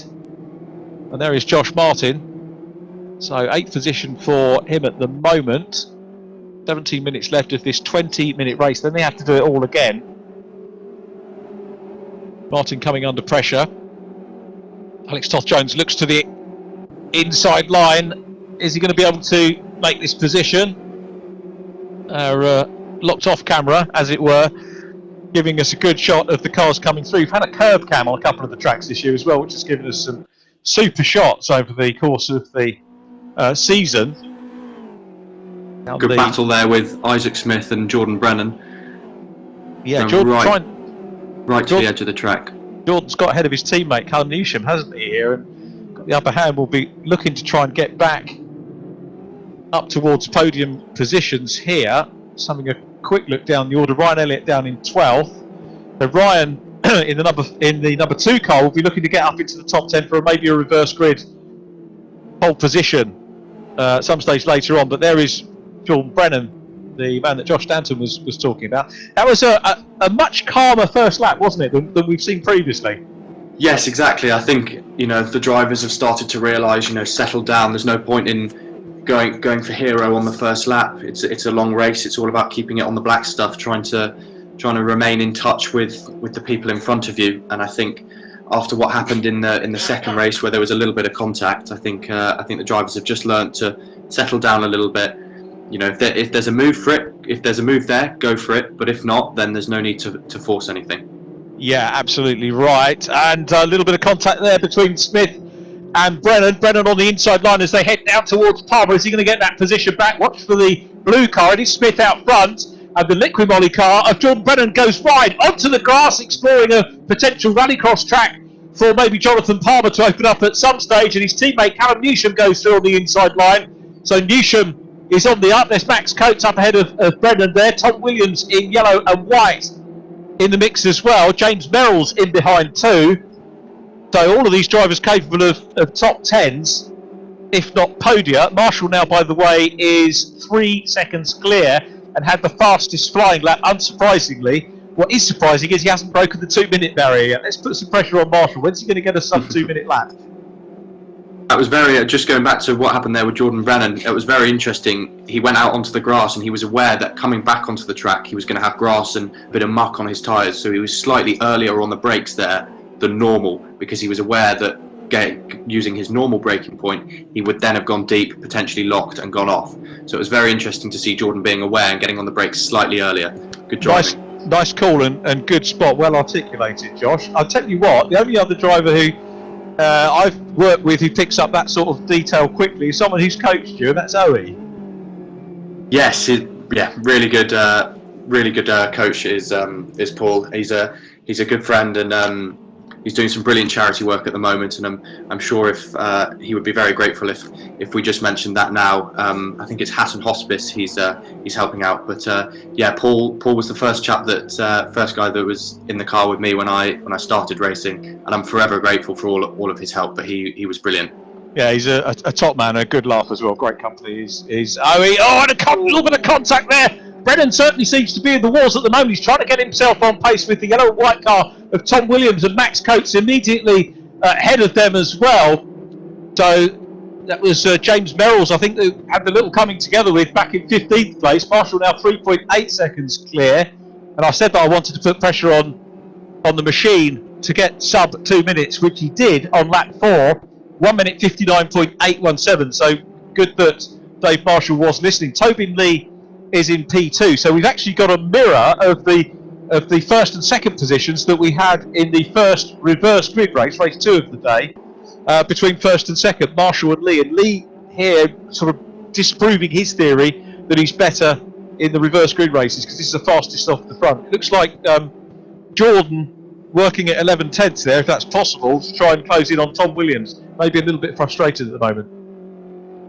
Yeah, I think so. I think all the drivers are just trying to settle into their rhythm now, and just see what different drivers are doing on the track, and then judge where they're going to go for their moves. See what different drivers have different characteristics, and go from there. As I said, it's getting later into the meeting now, and they don't want to throw away a good result. Jack MacIntyre working the outside line to try and get ahead here. It's a third position ahead of Matt Richards. Outside at Coram, it's not for the faint-hearted in the real world. Obviously a little less damage potentially here. He's got the inside, he's trying to tee up the inside line, and that really, you've got to say, simulated superbly by the programmers here. It couldn't quite make that stick, but he does get a good run through Murray's, and now looks to the outside line, the run along centre straight. They'll go slightly downhill now into Riches. Is he going to have the run on the outside into Riches of Matt Richards, who has just got his nose in front at the minute? MacIntyre still being made to work that outside line, and this is bringing Rob Butler in white back into the mix as well. Max Bird not that far away too, so Max Bird here, good to see. He's at the back of this group, but MacIntyre really having to work hard, and Richards placing the car where he needs to, and really making the 37 car have to work so hard on the outside line, and it's bringing the other drivers into play, and that's going to be nothing but good news for Matt Richards in third place if he can take the pressure off himself. Absolutely, that was really good defensive driving. He gave just enough space for the car to be on the outside, but not enough to pass. But the boys behind will definitely be rubbing their hands together, because all they want these boys to be squabbling up front, so that then they can hopefully pounce on an opportunity. Alex Toth-Jones chasing Max Bird with Josh Martin in behind. It'd be great to see them up and nibbling over a top 6 position here potentially. 1 and 2 have got some space. Dave Marshall, I remind you, as if you need reminding, is the race leader. Tobin Lee in second, and we join Rob Butler, who's in 5th place, getting the box seat, as it were, of the battle for third position. And MacIntyre is looking to try and make the pass. Again, you can see that he's having to work the outside line, and the hard work means that he loses a bit of momentum around the outside line, a lot of momentum, because Rob Butler sees a gap, goes through on the inside line, and that attempt for third place backfired, and he's lost 2 places as a result, because Max Bird is up into P5. Go Max Bird. I'm not saying don't go Rob Butler, but it's great to see Max starting to get a little bit of a bite of the cherry at the front end of things. It's good to see the drivers being mixed up here. Absolutely, yeah. Max will have a bit of confidence now, being a bit further up the grid, and I'd put Max on for potentially a podium here. That would be good to see. I know his family and fans are going to be chuffed with that as they go down into, which is once again, let's have a look at the progress made by some of the other drivers. Theo Bridgeman running in 16th, so that's good and consistent for him. Definitely shown an improvement this meeting. Ryan Elliott now up to 11th. Ryan Elliott 11th, he's only 1/10 behind Callum Newsham, so he's going to be, there is Ryan in the number 2 car. This is the battle for the lower reaches of the top 10. More significant as this race goes on, as we've said before, will be for pole position for race 2. So a big bum fight, 4 cars involved in the mix here, and that really can come into play, although the form they've seen from Dave Marshall, they might not necessarily fancy their chances of a win if Marshall gets the rub of the green. He was fairly modest about his driving in race number 1, saying that some opportunities opened up for him, but from his explanation, he very clearly thought about what he was doing in that first reverse grid race. Absolutely, yeah. He had his plan. He knew exactly what he was doing. He had the awareness to know when that incident happened a bit further up the road. He knew there was no one behind him, so he could afford to slow up. You know, it's the signs of a really good driver, having that awareness, knowing what's going on. I wouldn't be surprised if he's up there again in race 4. I'd be surprised too, as we watch Isaac Smith here, and I'll tell you what, I wouldn't be surprised to see Isaac Smith get provisional pole for race 2, and then do what he did on Silverstone International last weekend and take the 4th race win. At the moment, he's in a good position here to do that. As far as the driver behind him is concerned, Ryan Elliott needs to get into that 10th place and get into the front start. Otherwise, he's got to do all the work from 11th on the grid. So it's pole or 11th here at the moment. Absolutely, I think it is that fight for 10th and 9th place is going to be really savage. I think coming towards the end of the race, I think everyone's going to be wanting 10th and above. You know, if you start 11th, it's a real shame. Yeah, it's going to be frustrating for those drivers who just miss out on it. Just to recap on the places, Dave Marshall is the leader. Tovin Lee in 2nd, 3rd place, Matt Richards. And he is under big pressure now from Rob Butler, the white car, looking to the outside line. Butler here might be able to go for the cutback, but that will mean that he's got to work the outside line down at Palmer. He doesn't go for the cutback. He's thinking this through. What he might want to do, though, is take an optimum line through Palmer, get a good run down the hill in towards Agostini, the hairpin. Let's see whether he can do that. Just watching the driver's pretty good here with track limits on that point of the circuit. And incidentally, super place to watch the racing. You can, at the real world track, there's a fair bit of banking there, which is just on the inside of the Tyrrell's restaurant, where you can grab yourself a cup of tea before you hook yourself up on the banking to watch the racing for real. And a lot of thought went into using the inside circuit. A lot of investment went into it through MSB and Dr. Jonathan Palmer's team as we go on board with Ryan Elliott looking still at the back end of Isaac Smith's car. So the left-hand pane of your screens, the 11th place man chasing provisional pole, the reigning BRSCC Fiesta champion, immediately in front of him. Isaac Smith ahead of Ryan Elliott. I keep wanting to say Ryan Smith, who's a very well-known British truck racer, multiple champion in truck racing. But when you've got Ryans and Smiths together and you commentate on as many formulas as I do, I guess there are. So if I've called him Ryan Smith, that's why. Now you know why. Because of the truck driver. I think he was supposed to be racing in Europe this year and has won a good few races here in the trucks. They're a sight to behold around the 300 circuit, I can tell you. But Elliott, what's Elliott's best chance here? What's going through his mind? And have you, Josh, seen any sort of chinks in the armour of Isaac Smith immediately ahead of us that might be able to get this guy up into 10th? Well, I think Isaac's driving extremely well. You know, he's putting the car in all the right places. I think, you know, Ryan Elliott is just going to be thinking, where can I get my best opportunity? And if not, then he's just going to wait for Isaac to make a small mistake, a small slip up. It's almost a game of chess. You know, you're waiting for the opponent to make a move that you can then pounce on. But he'll be thinking ahead. He doesn't want to force anything. There's still 5.5 minutes left of the race, and he'll be very aware of that.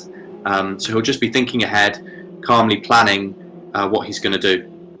That's a very good analogy about the chess. I think we've just seen a knight make a move there, and that is Jack MacIntyre moving up ahead of Rob Butler to go into 5th place, now chasing down Max Bird. So the silent assassin is working his way through, him mounting his charger with his sword poised to take another victim, the silent assassin. Enough of that, I think, from my side of things. So Dave Marshall still out front, Max Bird busy chasing Matt Richards, and you said that Max Bird could be a potential podium finisher here. Absolutely no doubt about that. He's in 4th and he's not that far away from Matt Richards, but he's got the assassin behind him now, and Jack MacIntyre seems to be getting back on song. He's losing a hatload of points to Dave Marshall, but he'll be keen to maintain second position as close as possible in the championship standings. Still fastest lap with Dave Marshall out front. Toby leads second, Matt Richards third, Max Bird in fourth place, Jack MacIntyre in fifth, Rob Butler is in sixth, Alex Toth-Jones seventh ahead of Callum Newsham. Then it is Isaac Smith up to ninth now,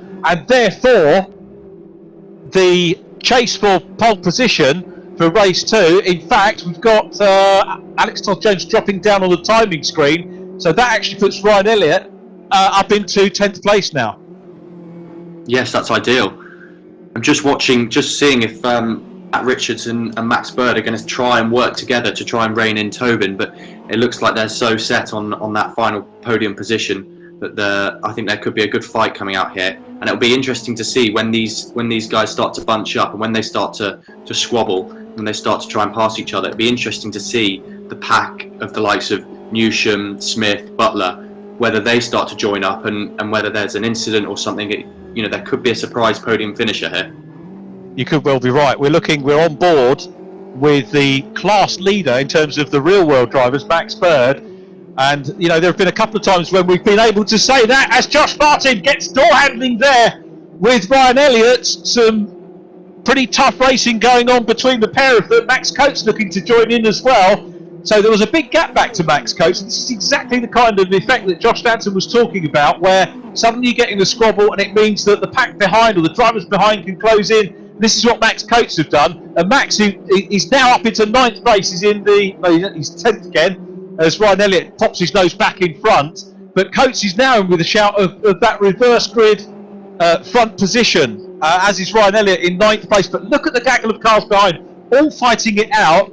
At the moment, 10th is Martin. The driver's off the podium, off the provisional pole for race 4. Coates, Brennan, Williams, and James Merrills, and several of those drivers very much capable of passing and having the pace to get up into the top 10. So this is by no means. We've only got 2 minutes left. I don't know where this race has gone, John, but it's been another good one. Yes, I know. It's been very close. I think it's going to be interesting now. You can see Max closing up on the back of Richards there. So it'll be interesting to see what happens. See if there's any good moves or any bits of contact that potentially could be looked at later on. But hopefully it'll all be clean and we'll have some good moves in the next lap and a bit. Yeah, Jack Mack's going to want to make a move as well, and Rob Butler not that far behind MacIntyre. So the thing that might possibly be playing on Jack Mack's mind is defending from Rob Butler, who he knows has had the pace all day so far.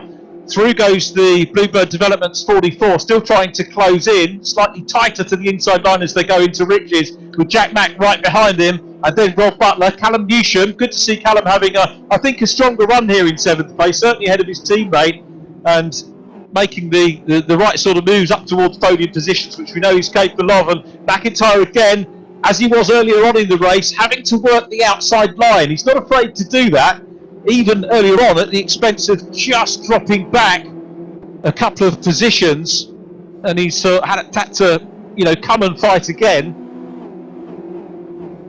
So Jordan Brennan involved in a battle. They're trying to pass Tom Williams, and that is for 12th place. So Jordan at the moment doesn't look like he's going to get onto the pole position for race 4, but he does get up another position ahead of Tom Williams there. So neat move by the Liquid Molly car, very nearly double podium finisher in the first half of the meeting, but further back in this one as we watch the battle for 3rd place, still with Matt Richards at the moment from Max Bird, who's got a little bit of respite from Jack MacIntyre, who gets a good run out of Williams onto the Bentley straight, and will now try and close up as they head down the straight in towards the Brundle-Nelson complex.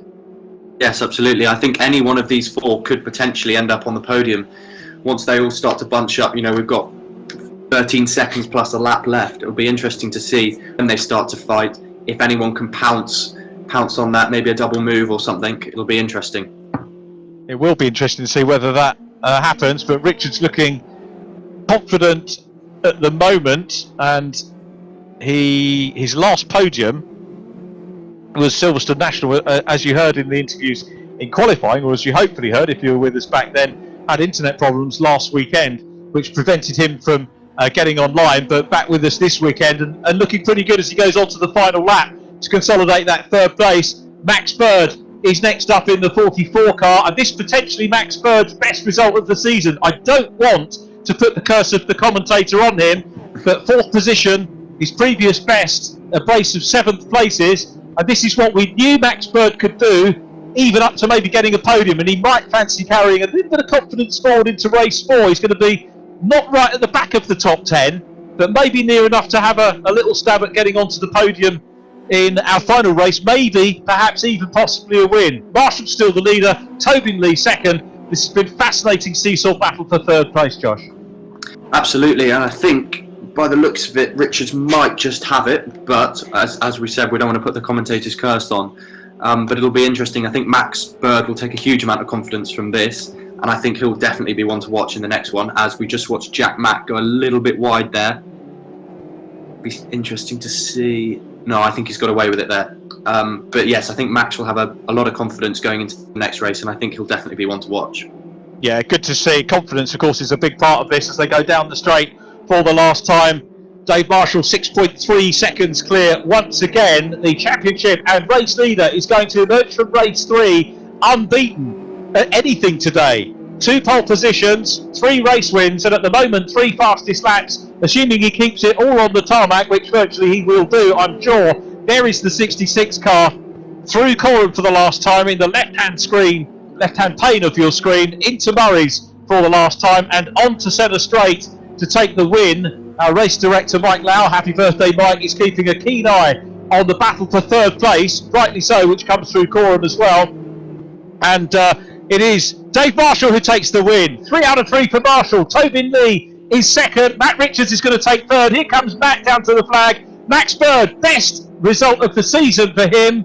Number 4, position 4 for car 44. A little bit of synergy there. Let's hope race 4 is lucky for him as well. Well, not lucky because he's worked hard for that. You make your own luck, as they say in life, and that's absolutely the case. Well done, Max Bird. 4th position. Jack MacIntrye, as ever, attacking drive, 5th place. Rob Butler in 6th. Then it was Callum Newsham in 7th position.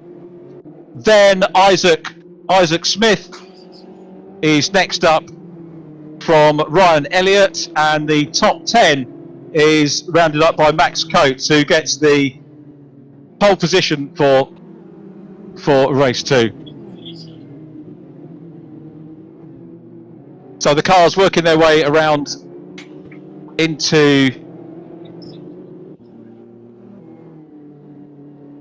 I think apologies for those, apologies if you can hear a little bit of choice language from some of the drivers who are live in my ear. I'm not sure if that's going out on the stream or not.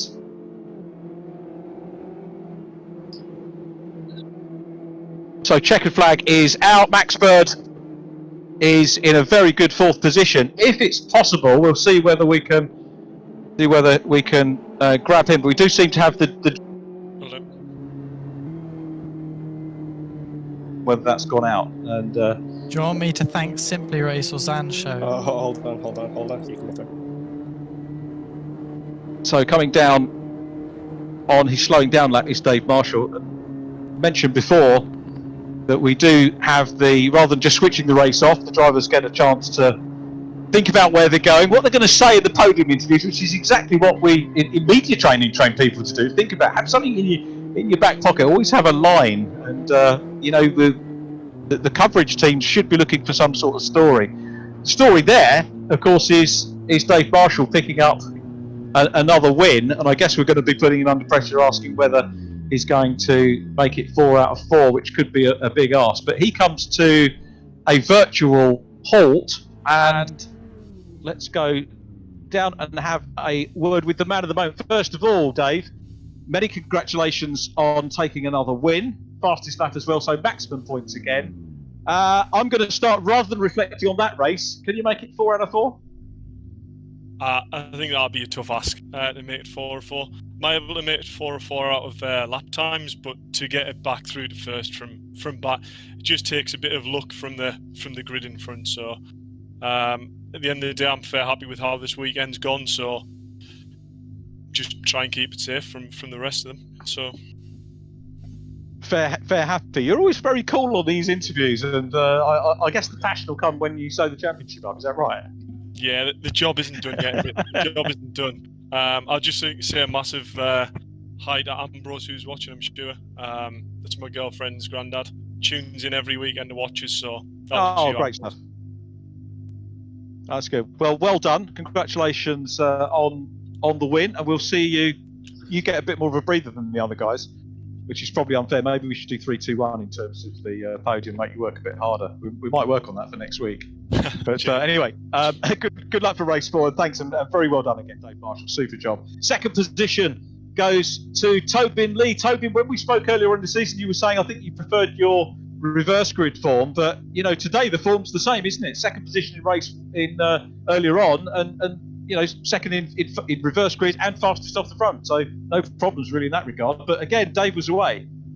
Yeah, once again, Dave was away, but it has to be said that this podium is actually quite special because all 3 cars are with Simply Race and also Zancho SimSport, which are the team that have really helped me get involved with sim racing, because I come from a more arcadey background in Forza Motorsport, and this is my first venture out into the proper hardcore sim racing titles. And to see the 3 cars, 3 teammates up at the front is really cool. So it was a really good race, but to see these 3 cars in particular on the podium makes it especially special.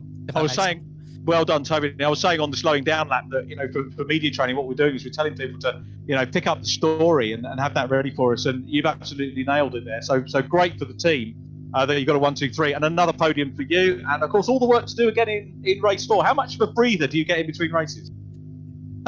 We get a fair amount, to be fair. Like you need a break for the intensity of these races to be, for sure. But I think luckily, because they are bite-sized races, only 20 minutes, I think the balance is about right. And it's I'm always very tired after I'm done with these races on a Saturday, but we do get enough rest in between, and it's good fun. So yeah, I'm looking forward to the final race. We are too, mate. Well done. Thanks for chatting to us, and well done on singling out the achievement by the team, which was superb. Let's have a word with the third man in the team, and a great podium for Matt Richards in Carnival 4. Featured driver in race number 1, Matt, and a good result there, and under some pressure from Max Bird in the closing stages. Yeah, finally a good race this round. I've hit a bit of poor luck in race 1 and 2, but everything finally coming together. That race to me certainly did not feel like 20 minutes. It was a lot of hard work with the guys behind me. I think my later on pace in the race was just a little bit off, so I just had to pull out all the stops for the defending there. I can only reiterate what Tobin said. A huge thank you to Zancho SimSport and Simply Race for getting us all here and helping us put the work in. What were the issues? It's been a huge support. What were the issues for you in races 1 and 2? What happened? I think I had some sort of game bug race 1. Middle of turn 1, I just suddenly got a drive through. I wasn't off the track. I hadn't jumped the start. I didn't hit anything. So that randomly popped up. And then I had a little bit of lag contact with someone towards the end of that race, and then lag contact in race 2 as well. So just a few little technical issues, really. Nothing that I can do about, nothing that the other guys can do about. So yeah, just happy to finally get a decent result after the race, after a qualifying, instead of it being a reverse grid. It feels like the work's paying off a little bit. Well, nice one. Well done. Cracking drive, and good to see you engaged battle with Max Bird in that one as well. So well done, Matt Richards, a 1, 2, 3 for the Simply Race Zancho SimSport team. Well done. I think Max Bird's in the chat. If you are there, can we have a quick chat with you in the 44 car? Yeah, yeah. Hello, well done. That was cracking. Best result of the campaign so far. So well done on that. We've been waiting. We know you've got the ability to do it, but just a shade away from a podium. Yeah, no, I know it's been a long time being up the front, but I think I finally sort of got my consistency, which I've been struggling with a lot in these races. But I think that race I really managed to do consistent laps throughout, really. And in terms of the reverse grid race, obviously you're going to be starting a little bit towards the back of the top 10, but not that far. So you've got to shout if things sort of fall your way in the opening few corners that you might be heading up towards a podium again for race 4. Yeah, I'd like to think so. I think, now I've had a good finish, confidence is high, and I reckon that we could possibly have a podium. Well, it's good to see. Thanks ever so much for taking the time to talk to us, and good luck for race 4, mate. Thank you. Cheers. So we heard from our first 4 drivers there, with Dave Marshall taking the win and fastest lap, Toby Lee's second, Matt Richards third, Max Bird there, who was in 4th place. And the drivers now have to get ready for their 4th and final race of the day, another 20-minuter, making the most of the few seconds of downtime. You heard Toby in there saying about, it's not actually necessarily that long a race for a sim driver, but accordingly, you have to change the mindset. If you use longer stuff, then there is a different game plan going on for the shorter races. And a different game plan now, because we've got this partially reverse grid. Max Coates, who finished in 10th place there in the black, yellow, red and white 71 car, and alongside him on the inside is Ryan Elliott, row 2, Isaac Smith in blue, and then the red and white car of Callum Newsham. Time for me to put my co-commentator Josh Stanton on the spot, or not yet, because the lights are on. We'll do it when they get through the first corner. Lights are keeping them waiting. Off now, and away we go. Ryan Elliott gets away well. Max Coates looking to try and consolidate that pole. Into a lead as they go into Riches. The row 2 drivers both side by side and having a good race as well. As they come into Riches for the first time. Max looking around the outside line, but it's Ryan Elliott on the inside. A little bit of a tap there from Max Coates as they turned into...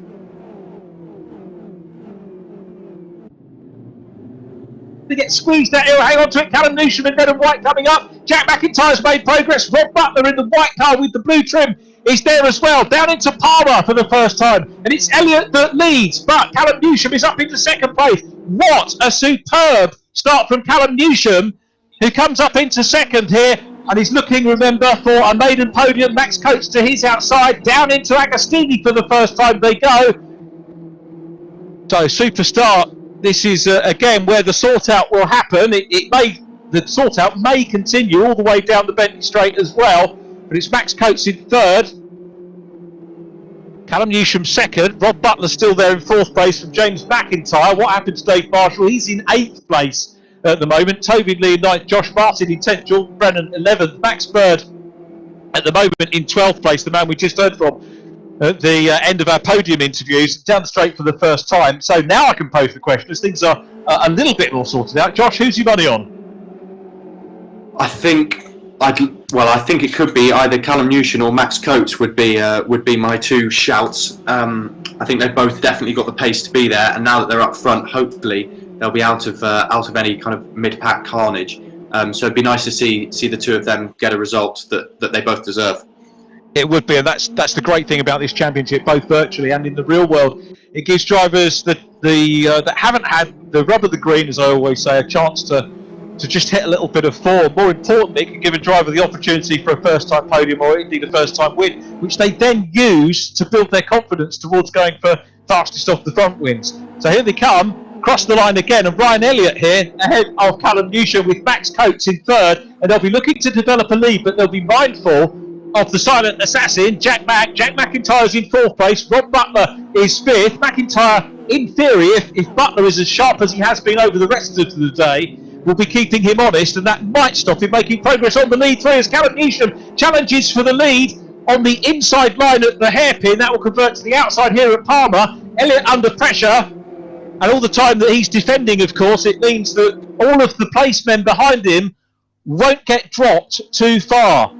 Elliott's still in front. Coates challenging Newsham for 2nd, and of course we're going to see Coates and Newsham battling it out for real in the JCW Championship on the British Touring Car Championship programme this year. Absolutely, it's interesting now watching these 3 battle and watching the pack behind them close up. I think anyone is in with a shout to getting up to the front. But it'd be interesting now to see if Callum can get a good exit onto the Bentley Straight and see if he can challenge going under the bridge. It's going to be absolutely fascinating indeed to see how this is going to pan out. We're very nearly heading towards the quarter stage of this race already. Newsham down the back straight and busy chasing Ryan Elliott, the gap 2/10 as you can see, which is virtually nothing. But Jack McIntyre starting to pressurise Max Coates. Down behind him it's Rob Butler, then Isaac Smith, Dave Marshall up into 7th. His teammate Matt Richards in 8th place. Toby Lee 9th. And then Jordan Brennan is 10th at the moment, ahead of Josh Martin and Max Bird. Alex Toth-Jones in 13th, ahead of Luke Kidsley. And now coming out of Coram, heading through Murray's once again. So Ryan Elliott out front is going to lead at the end of lap 2. And we'll start to get a handle on who's going to be the fastest lap setter here. Down the straight they go again. And it's Callum Newsham in that second position, trying to close down. But at the moment, Ryan Elliott seemingly has got a little bit of control here.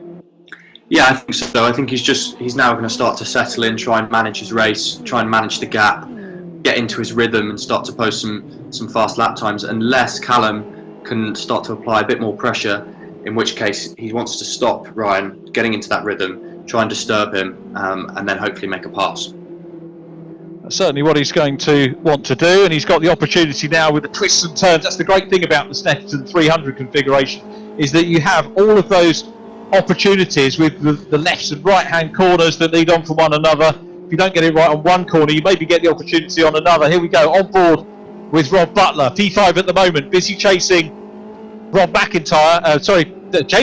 Jack MacIntyre not here today. Get the names right eventually now as they go up into Oggie's corner, which then eventually straightens out, short straight before they get into Williams.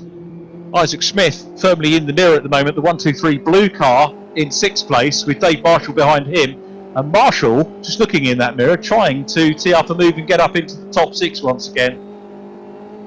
He's working hard. Smith going through. Elliott now still 2 tenths ahead. Max Coates 8 tenths back with Jack MacIntyre for company as they come out of Nelson once again, heading down in towards Bromhole. Elliott, though, I'd say comfortably controlling this race, but he's never looked uncomfortable coming under pressure from other drivers thus far. Not seen him do any reckless defending. It's always been smart, thought out defending from Ryan Elliott, and this is final shout at keeping his 100% podium per meeting record. Had a race 2 podium last time out at Silverstone, had a podium at Donington Park, the opening event of the season in race 2. It was a race 4 podium at Brands Hatch, and of course a race win at Silverstone National. So this will be backing up what he did at Silverstone National Circuit if he can hold on to the lead. But Callum Newsham keeping him honest. There's a little bit of a gap developing back to 3rd as MacIntyre starts to pressurise Max Coates again. And this could play into the hands of the top 2, who should ideally, I suppose, work together and try and break the toe and then sort themselves out. That does happen in some real racing if you're in a fortunate enough position to work out who you're going to be on track with. Absolutely, yeah. I mean, it's very common especially in touring car racing, where you can kind of see through the back window to see the driver in front, signal, give a little wave forward, and that signals drivers know, let's work together. Let's try and build a gap together. It happens a lot with teammates, but also drivers that perhaps a little bit better. I mean, sadly, you can't do that in sim racing. But if there's any kind of way that they can signal to each other, come on, let's go, let's push together, let's work together, let's build that gap. But I think both Ryan and Callum are both switched on drivers. They know what they need to be doing. They know to work together. And I think Callum, with his experience, he'll probably try and hold this gap for most of the race, like you would in karting. And then maybe the last 2 laps, he'll probably then start to push and see if he can make a move. Yeah, and I suppose the later in the race, he spends less time being the hunted rather than the hunter, which is a lot of drivers will say they prefer looking for the lead, and unless they've got a big lead that they can defend, but even so it can be whittled down. But this is good stuff at the moment from Callum Newsham and indeed Ryan Elliott. Are we going to see another podium for the Newsham Brennan team here? But that would be good. Callum in the 16 car, best result prior to this meeting, a 6th place in race 2, and it's going to be a massive boost for him just to be up in this position at the moment. So go across the line, heading towards the halfway point of our 5th meeting of the season. Just 3 rounds going. It's gone so quickly, this championship, and of course by the time we finish, only a couple of weeks before we go real racing again, as James Merrills looks at the outside line of Theo Bridgeman. That is for 17th position. James had his nose in front as they went across the line. Theo's got the inside, so James will tuck back in Nice to see both of those guys. Don't have a featured driver in this one, incidentally. But nice to focus on that battle. Our race vision director, Mike Yao, keeping an eye out for good battles on track, and it is a good one between Theo and James at the moment. A good battle here with Isaac Smith still coming under pressure from Dave Marshall, and you can see Marshall with his teammate Matt Richards right behind him as well. And well, Dave said it was going to be a tall order to come through right the way through the top 10, and he doesn't want to take any unnecessary risks. He's got a decent championship lead, and he will pass if he can make a pass, but he knows that just continuing to race hard means that he will, as long as he finishes, he'll be racking up extra points, and he'll have built the lead on the entire meeting over the second place man in the standings, Jack MacIntrye, who's still in the mix. Tobin Lee might have made a little bit of ground up on Jack Mack through the last couple of races, but again, we'll have to sort all the points out. I didn't get a chance to do any even rudimentary sums in the lunch break today, sadly. As we watch Max Coates on for potentially another podium, and I know this was going to be Max's aim this weekend to get back onto the podium at some point. Yeah, exactly. Max is just driving a really good race at the moment. He's biding his time. You can see that's kind of what the boys at the front are trying to do. They're all just trying to settle down, stay in their group, just keep pushing on. And I think as we probably get towards the 5-minute mark to the end of the race, I think then things will start to get a little bit more closer. The boys will start probably jostling for position a little bit more. But going back to Dave Marshall, really intelligent driving from him. He's not trying to force anything. He knows he can't. He knows he doesn't want to throw a race away. So he's just going to sit there. You know, if someone makes a mistake or if there's an obvious move on, he'll go for it. But aside of that, I think he's pretty happy just with another solid results, another solid finish. Yeah, absolutely right. 7th position, good points for him. That would give him 30 points, so 20 shy of the race winner. But Ryan Elliott, of course, is in a good position championship-wise, Ryan. He is 5th in the standings coming into this meeting. Possibly 4th now with Josh Hislop not with us this weekend. But it's a 4-way fight effectively for the lead. I need to tell you, because I haven't touched on it so far, and that is that the additional 6 points for fastest lap are with the 1-2-3 car of Isaac Smith. And he's running in 6th place, so pace-wise, really any of the top 6 are capable of the win. And nobody really getting away here. Ryan Elliott's going to be under pressure from Callum Newsham. Callum is going to be under pressure from Max Coates. Coates under pressure from Jack MacIntyre, who in turn has got Rob Butler near him. And there is the 1-2-3 car of Isaac Smith coming out of Williams' corner onto the long straight here. Now, from a racing driver's perspective, Josh, does this straight afford you a bit of a break? Now I'll come back to that question because Dave Marshall's got a good run, tees up the inside line of Isaac Smith, and he's going to make it stick. Is Isaac going to brave it out? No, Dave Marshall through exactly as you predicted when it was safe to do so, made the move through and up into 5th place. Yeah, that move was actually caused from Isaac running a little bit wide, and he just got unlucky with the way he came back onto the track. He rode the burr of the curb, and it just sat the left rear of the car up a little bit, and it just caused him to lose a little bit of speed down the straight, which gave Dave that opportunity. But he saw the opportunity and he took it, and it was good, again, respectful driving from both drivers. The question I was going to ask you when they came onto Bentley Straight was, does Bentley Straight afford you an opportunity for a breather at all? Perhaps in qualifying, but during the race when you're jostling like this, you're going to use an opportunity like that to look into your mirrors, look ahead of you, start thinking, right, okay, so if I can get a good exit through Coram, have I got an opportunity at the last corner? Have I got an opportunity at the first corner? You use a long straight as a means to start thinking ahead, start planning, rather than a break. You know, you don't sit there and put your feet up. By any means, you're always looking in your mirrors and you're starting to think ahead, starting to plan your next move, again like a game of chess.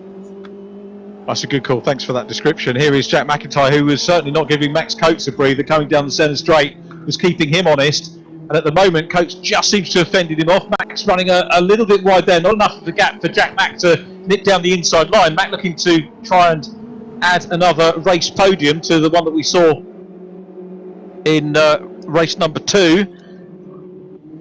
So this is a fascinating battle now as Callum Newsham back on the case of the leader. So Ryan Elliott under big pressure here from Callum Newsham. Now both of these drivers are going to be keen to get the win. It goes without saying as they come out of Williams and down the straight again. And Newsham's got a good run. He's teeing up what will be the inside line as they come down into Bundle. And can he get the overlap here? Looks like he might do it. Under braking side by side for the lead. And Callum Newsham is trying to go through, but Ryan Elliott had a good run around the outside line, not overly defensive, and he was thinking about his racing line there from where I was standing, just to get the momentum into the corner and fend off for the moment Callum Newsham, who continues to pile the pressure up. But good driving from Newsham, good from Ryan Elliott as well. Yeah, really good defensive driving from Ryan Elliott there, and Callum again not trying to force anything. It should, real sign of a good driver is not trying to force a move, especially when you're at the sharp end.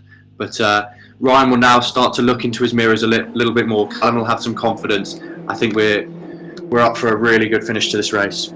This is a fitting finale to our day's racing here on the SNETTERTON 300 configuration. And we have a great big line of cars, one following another, all of these capable of taking the win. And it could go any way now, as Newsham has got a little bit of breathing space, can take a wider line into the hairpin. He's not going to go for the cutback. MacIntyre's exploring the outside again. Dave Marshall gets the sense that MacIntyre likes a wide line. He might be able to pop the nose of the 66 machine up on the inside. See whether he can do that. MacIntyre will be equally aware that it's his main championship rival immediately behind him, and he won't want to cede any points for 4th to 5th, which is 37 to 34. 3 points to be lost if Dave Marshall gets behind him. Marshall has been the man on form for sure, and Marshall in fact now has got the fastest lap, so he's got another 6 points in the bag. And guess what, he's the only driver again to break the 2-minute barrier, Dave Marshall.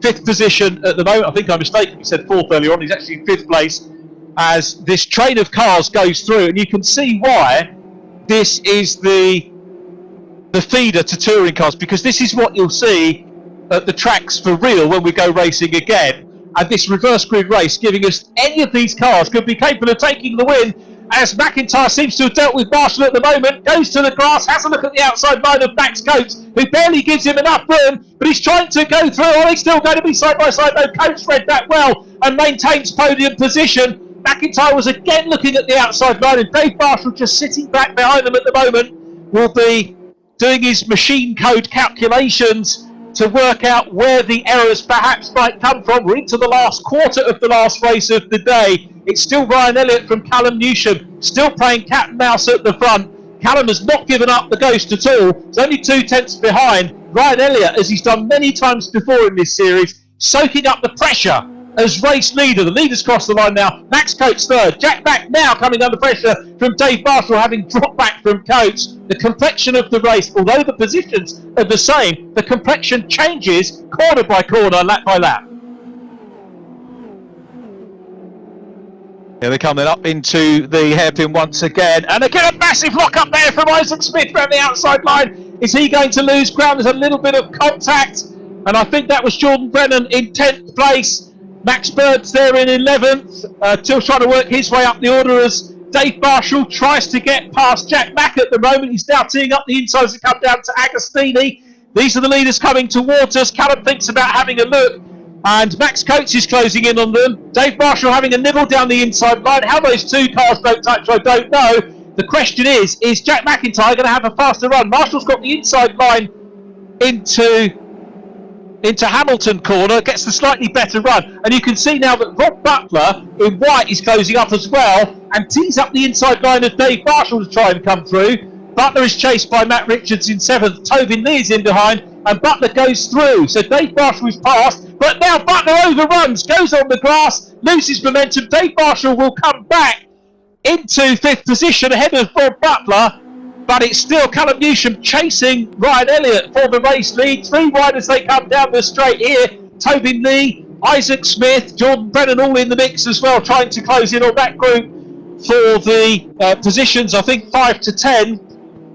It's still Elliott out front. What a battle we've got on here. Matt Richards at the head of this group now is in 5th place. So Matt Richards has just weaved his way through and he's starting to break clear whilst the squabble goes on immediately behind him. Butler to the outside line. Dave Marshall, though, still in a good point scoring position in 7th. Butler in 6th, but what a major fight, Josh. Yeah, exactly. Callum's getting really close as well up to Ryan, but this group behind, again, one mistake from someone can cause someone else to jump up positions. So the people that are slightly further back in this pack are really rubbing their hands together, kind of anticipating a mistake or a move that potentially can then move them up positions as well. Rob Butler is, I think, feeling a little bit frustrated at how good, we all are, about how good Dave Marshall's been, because whatever Rob does, he gets in front and then gets repassed. Here come the lead trio. It's still Ryan Elliott from Callum Newsham in P2, and Dad Dave Newsham's going to be jumping up and down for sure, and willing his son on to take the battle. He has been taking the battle to Ryan Elliott right the way through this race. 1 minute and 1 lap to go here. This is where we'd actually love an extra race, or maybe another 5 minutes of racing time, because it's been thrilling between these three. Do not discount the Yorkshireman Max Coates as well. The driver from Scorton, the lovely village up there near Croft Circuit, is there in third place. Jack MacIntrye in fourth, trying to get back in touch with the lead trio, and he may well do it before the end of the race. 41 seconds plus the minute remaining. Isaac Smith is the focus of our left-hand panel at the moment, coming under pressure from Tobin Smith. Isaac had fastest lap earlier on in the race before being passed by, as Callum Newsham has a look again. He comes off line and he's looking on the outside line here. He's just trying to draw level with Ryan Elliott for the race lead, but it doesn't work, and he's got to be mindful of Jack MacIntyre and Max Coates right behind him. Coates is in third. It's going to be one more lap at the end of this one. You can see the timing clock is ticking down. I tell you what, Ryan Elliott is going to be feeling ever so nervous here. I think he's receiving the very close attentions of Callum Newsham, and Max Coates starts to explore the outside line at Coram, trying to get a decent run here into Murray's corner, out of Murray's, along centre straight. The top four, very little to choose between those. Matt Richards in fifth, Dave Marshall is in sixth place, and surely you would have to say the winner is going to come from the top four, Josh. Exactly, yes, it could be any one of these four. I think Callum's sitting pretty, and hopefully he's going to be looking for a good exit, perhaps onto the Bentley straight, or even could he dive down the outside here. Max Coates is coming up on the outside. three wide as they go into the hairpin. Coates has got through. He's got past Callum Newsham, and he's teed up the inside line as they come down towards Palmer. And Jack Mack is coming through as well. Newsham will be furious to have just left that opportunity for Coates, but the hard work was Coates going on the outside. Newsham's down to fourth. He's bumped off the podium for the moment as Jack Mack comes through into third. Ryan Elliott is still the leader, and now 5 tenths to the good over Max Coates. It's given him a little bit of breathing space, but we've still got 1.5 miles of this long lap to go. Has Elliott done enough to survive, do you think? I think Ryan might just have it here, but I don't want to curse anything as Callum jumps over that curb, but it could be any one of these three for the final podium positions. Jack MacIntyre challenging Max Coates for second now. Coates was keen to try and get into the lead. Remember, he was running third, did an audacious outside move which really started off at the Wilson hairpin. That saw Callum drop back, and Callum was applying pressure all race long. He's back in fourth place now. I hope he can hang on for a fourth place interview, because I really do want to talk to him at the end of this. But it's Elliott out front, 7 tenths now clear, and Ryan Elliott looking for a second win before we go to what is virtually his home circuit at Croft next weekend. So it's Ryan Elliott out front, Max Coates P2, but coming under pressure from Jack MacIntyre, who will try and find a gap on the inside line. Coates has got that covered as they come round Coram for the last time. We're watching in the left-hand pane the race leader going into Murray's for the last time. And again, it looks like he's going to maintain a 100% record of grabbing a podium at every single round. Ryan Elliott comes down towards the checker flag on centre straight. Watch the battle for second as well. Coates is going to be side by side with MacIntyre. Elliott wins. Coates just gets second. Jack MacIntyre third. Callum Newsham, a great fourth position. It'll be disappointing not to be on the podium, or indeed to have won, after applying a lot of pressure to Ryan Elliott, who we know is the trademark driver for soaking up such tactics through the course of the race. But it's Elliott that takes the win. Coates in second position. Dave Marshall maintained fastest lap. Theo Bridgeman in the mix there is in 17th position. And, well, Josh, we need to think about driver of the race there again. We've had difficult calls to make throughout the day so far. And what are your thoughts in that direction?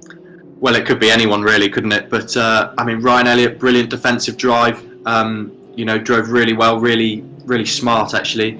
Max Coates, brilliant. Jack Mack, Callum again, I really feel for him, but he drove such a brilliant race. He just got very unlucky on that last lap. That could have, any one of those three could have been second and third. For me, I think probably Max Coates just edges it. but it could have been anyone.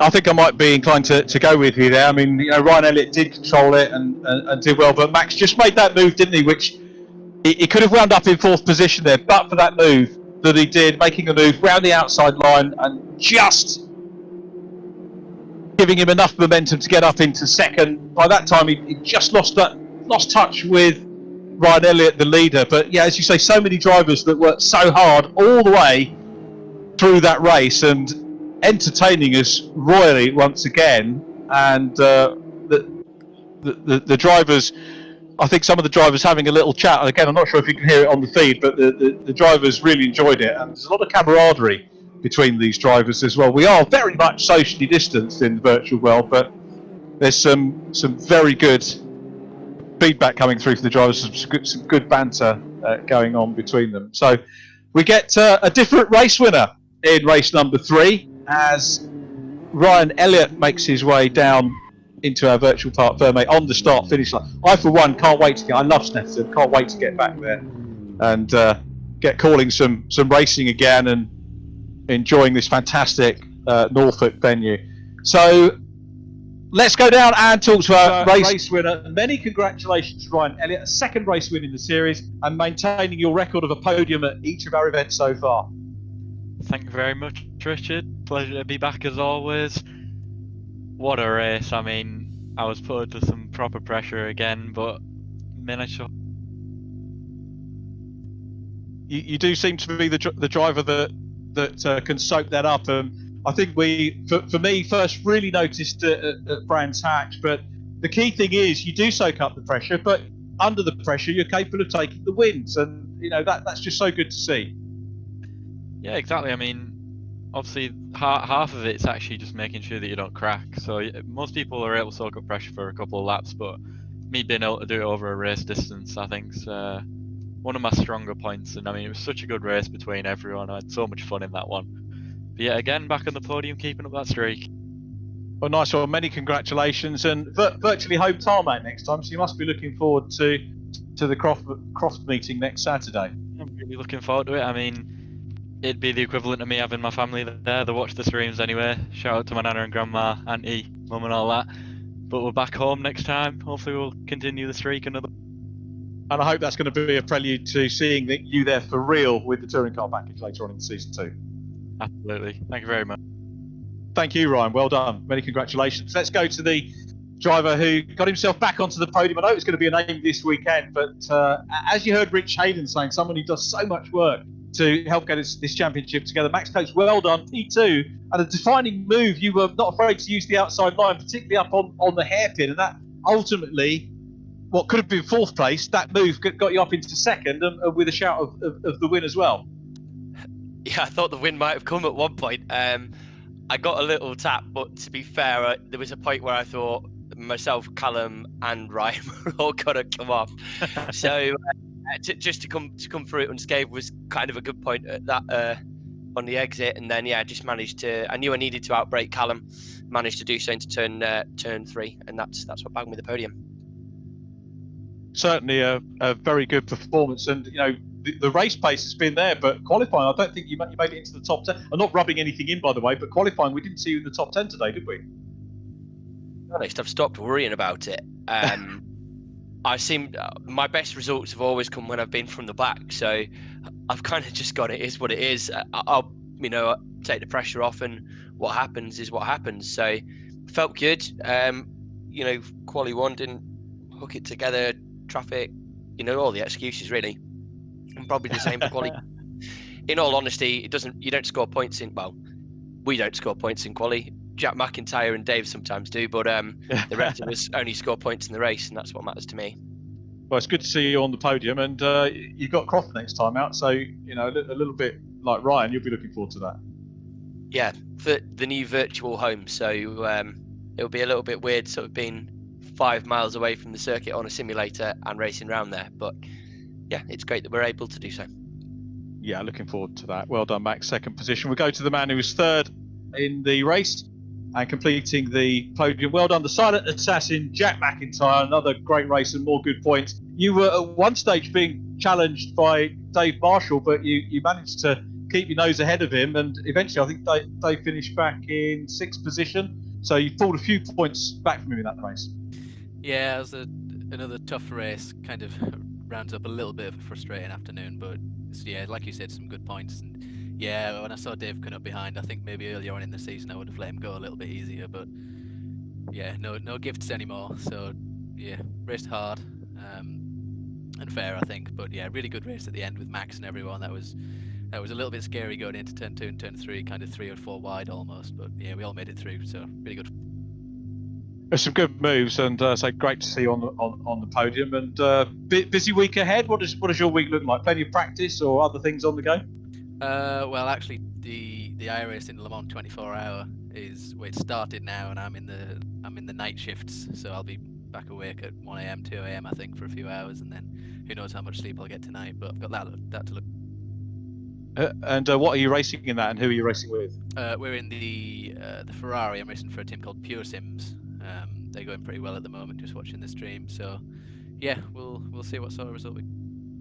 Well, good luck with that, and we look forward to catching up with you next Saturday. So thanks very much to Jack Mack, Silent Assassin, who finishes in 3rd place. I think we've got Callum Newsham as well online, because Callum, I think we were sort of had our fingers crossed. Not that we had got favourites or anything else, but always good to welcome new drivers to the podium.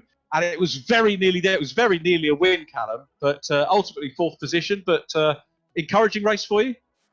Yeah, it was a good race. I was trying to go for the win there every now and then, but you know that last lap into the hairpin just wasn't for me. But the pace has been there or thereabouts, and you could go to Croft. But guess looking forward to renewed battling it out at the front for podium positions, if not a win in addition. Yeah, exactly. Yeah. So well done for that, mate. Thanks for staying around to chat to us on the podium. Callum Newsham, who finishes in 4th place after battling so hard for the lead with Ryan Elliott right the way through that race. Callum, have a good week, and we'll see you next weekend. Cheers, bye. So the result then of our 4th and final race, it was Ryan Elliott who took the win. Max Coates in 2nd, Jack MacIntyre 3rd from Callum Newsham. I very nearly said Dave Newsham there, but Callum Newsham. And then Matt Richards 5th from Dave Marshall, who will continue to lead the championship. Then it was Rob Butler, had a quiet 4th race, Rob, but still well up in the points. A good day's racing for him. Isaac Smith in 8th, Tobin Lee 9th, and Callum's teammate Jordan Brennan rounding out the top 10. Super day's racing, Josh Stanton. Thank you ever so much for your company in the comms box, and I hope we get the chance to do it again, because I've thoroughly enjoyed working with you today. Yes, no, thank you very much for having me. I've really enjoyed it, and really enjoyed watching the racing and getting to have a little view and have a chat. Really, I've really enjoyed it. So thank you very much for having me, and well done to everyone. Thanks very much, Josh. And if you want some more of the same, don't forget that we are back for the next 3 Saturdays. 27th of June at Croft Circuit, as you can see, Knockhill on the 4th of July. I'm looking forward to all 3 of those, actually, and then the finale, Brands Hatch GP, on the 11th of July. And it's only a couple of weeks to wait before we get to racing for real. A big thank you to echo those that you can see on screen. Kenny Press, who we've not had a chat to yet, has been helping us out with car liveries. Simply Race, Mike, who's done a superb job as our race director today. Rich Hayden, thank you for the chat and for putting together such a superb series for us to watch. But of course, we also need to thank, as well as Josh, who's there again, we need to thank everybody that's tuned into the stream today for watching, and our drivers for putting on another superb display of motor racing in the official mini challenge eSeries with Virtual Reality Racing Club here at Snetterton. So from me, Richard, John, Neil, and my co-commentator today, Josh Stanton, wishing you health and happiness over the coming week. And we look forward to your company again next time out when we'll be at Croft. Have a great week. Bye for now.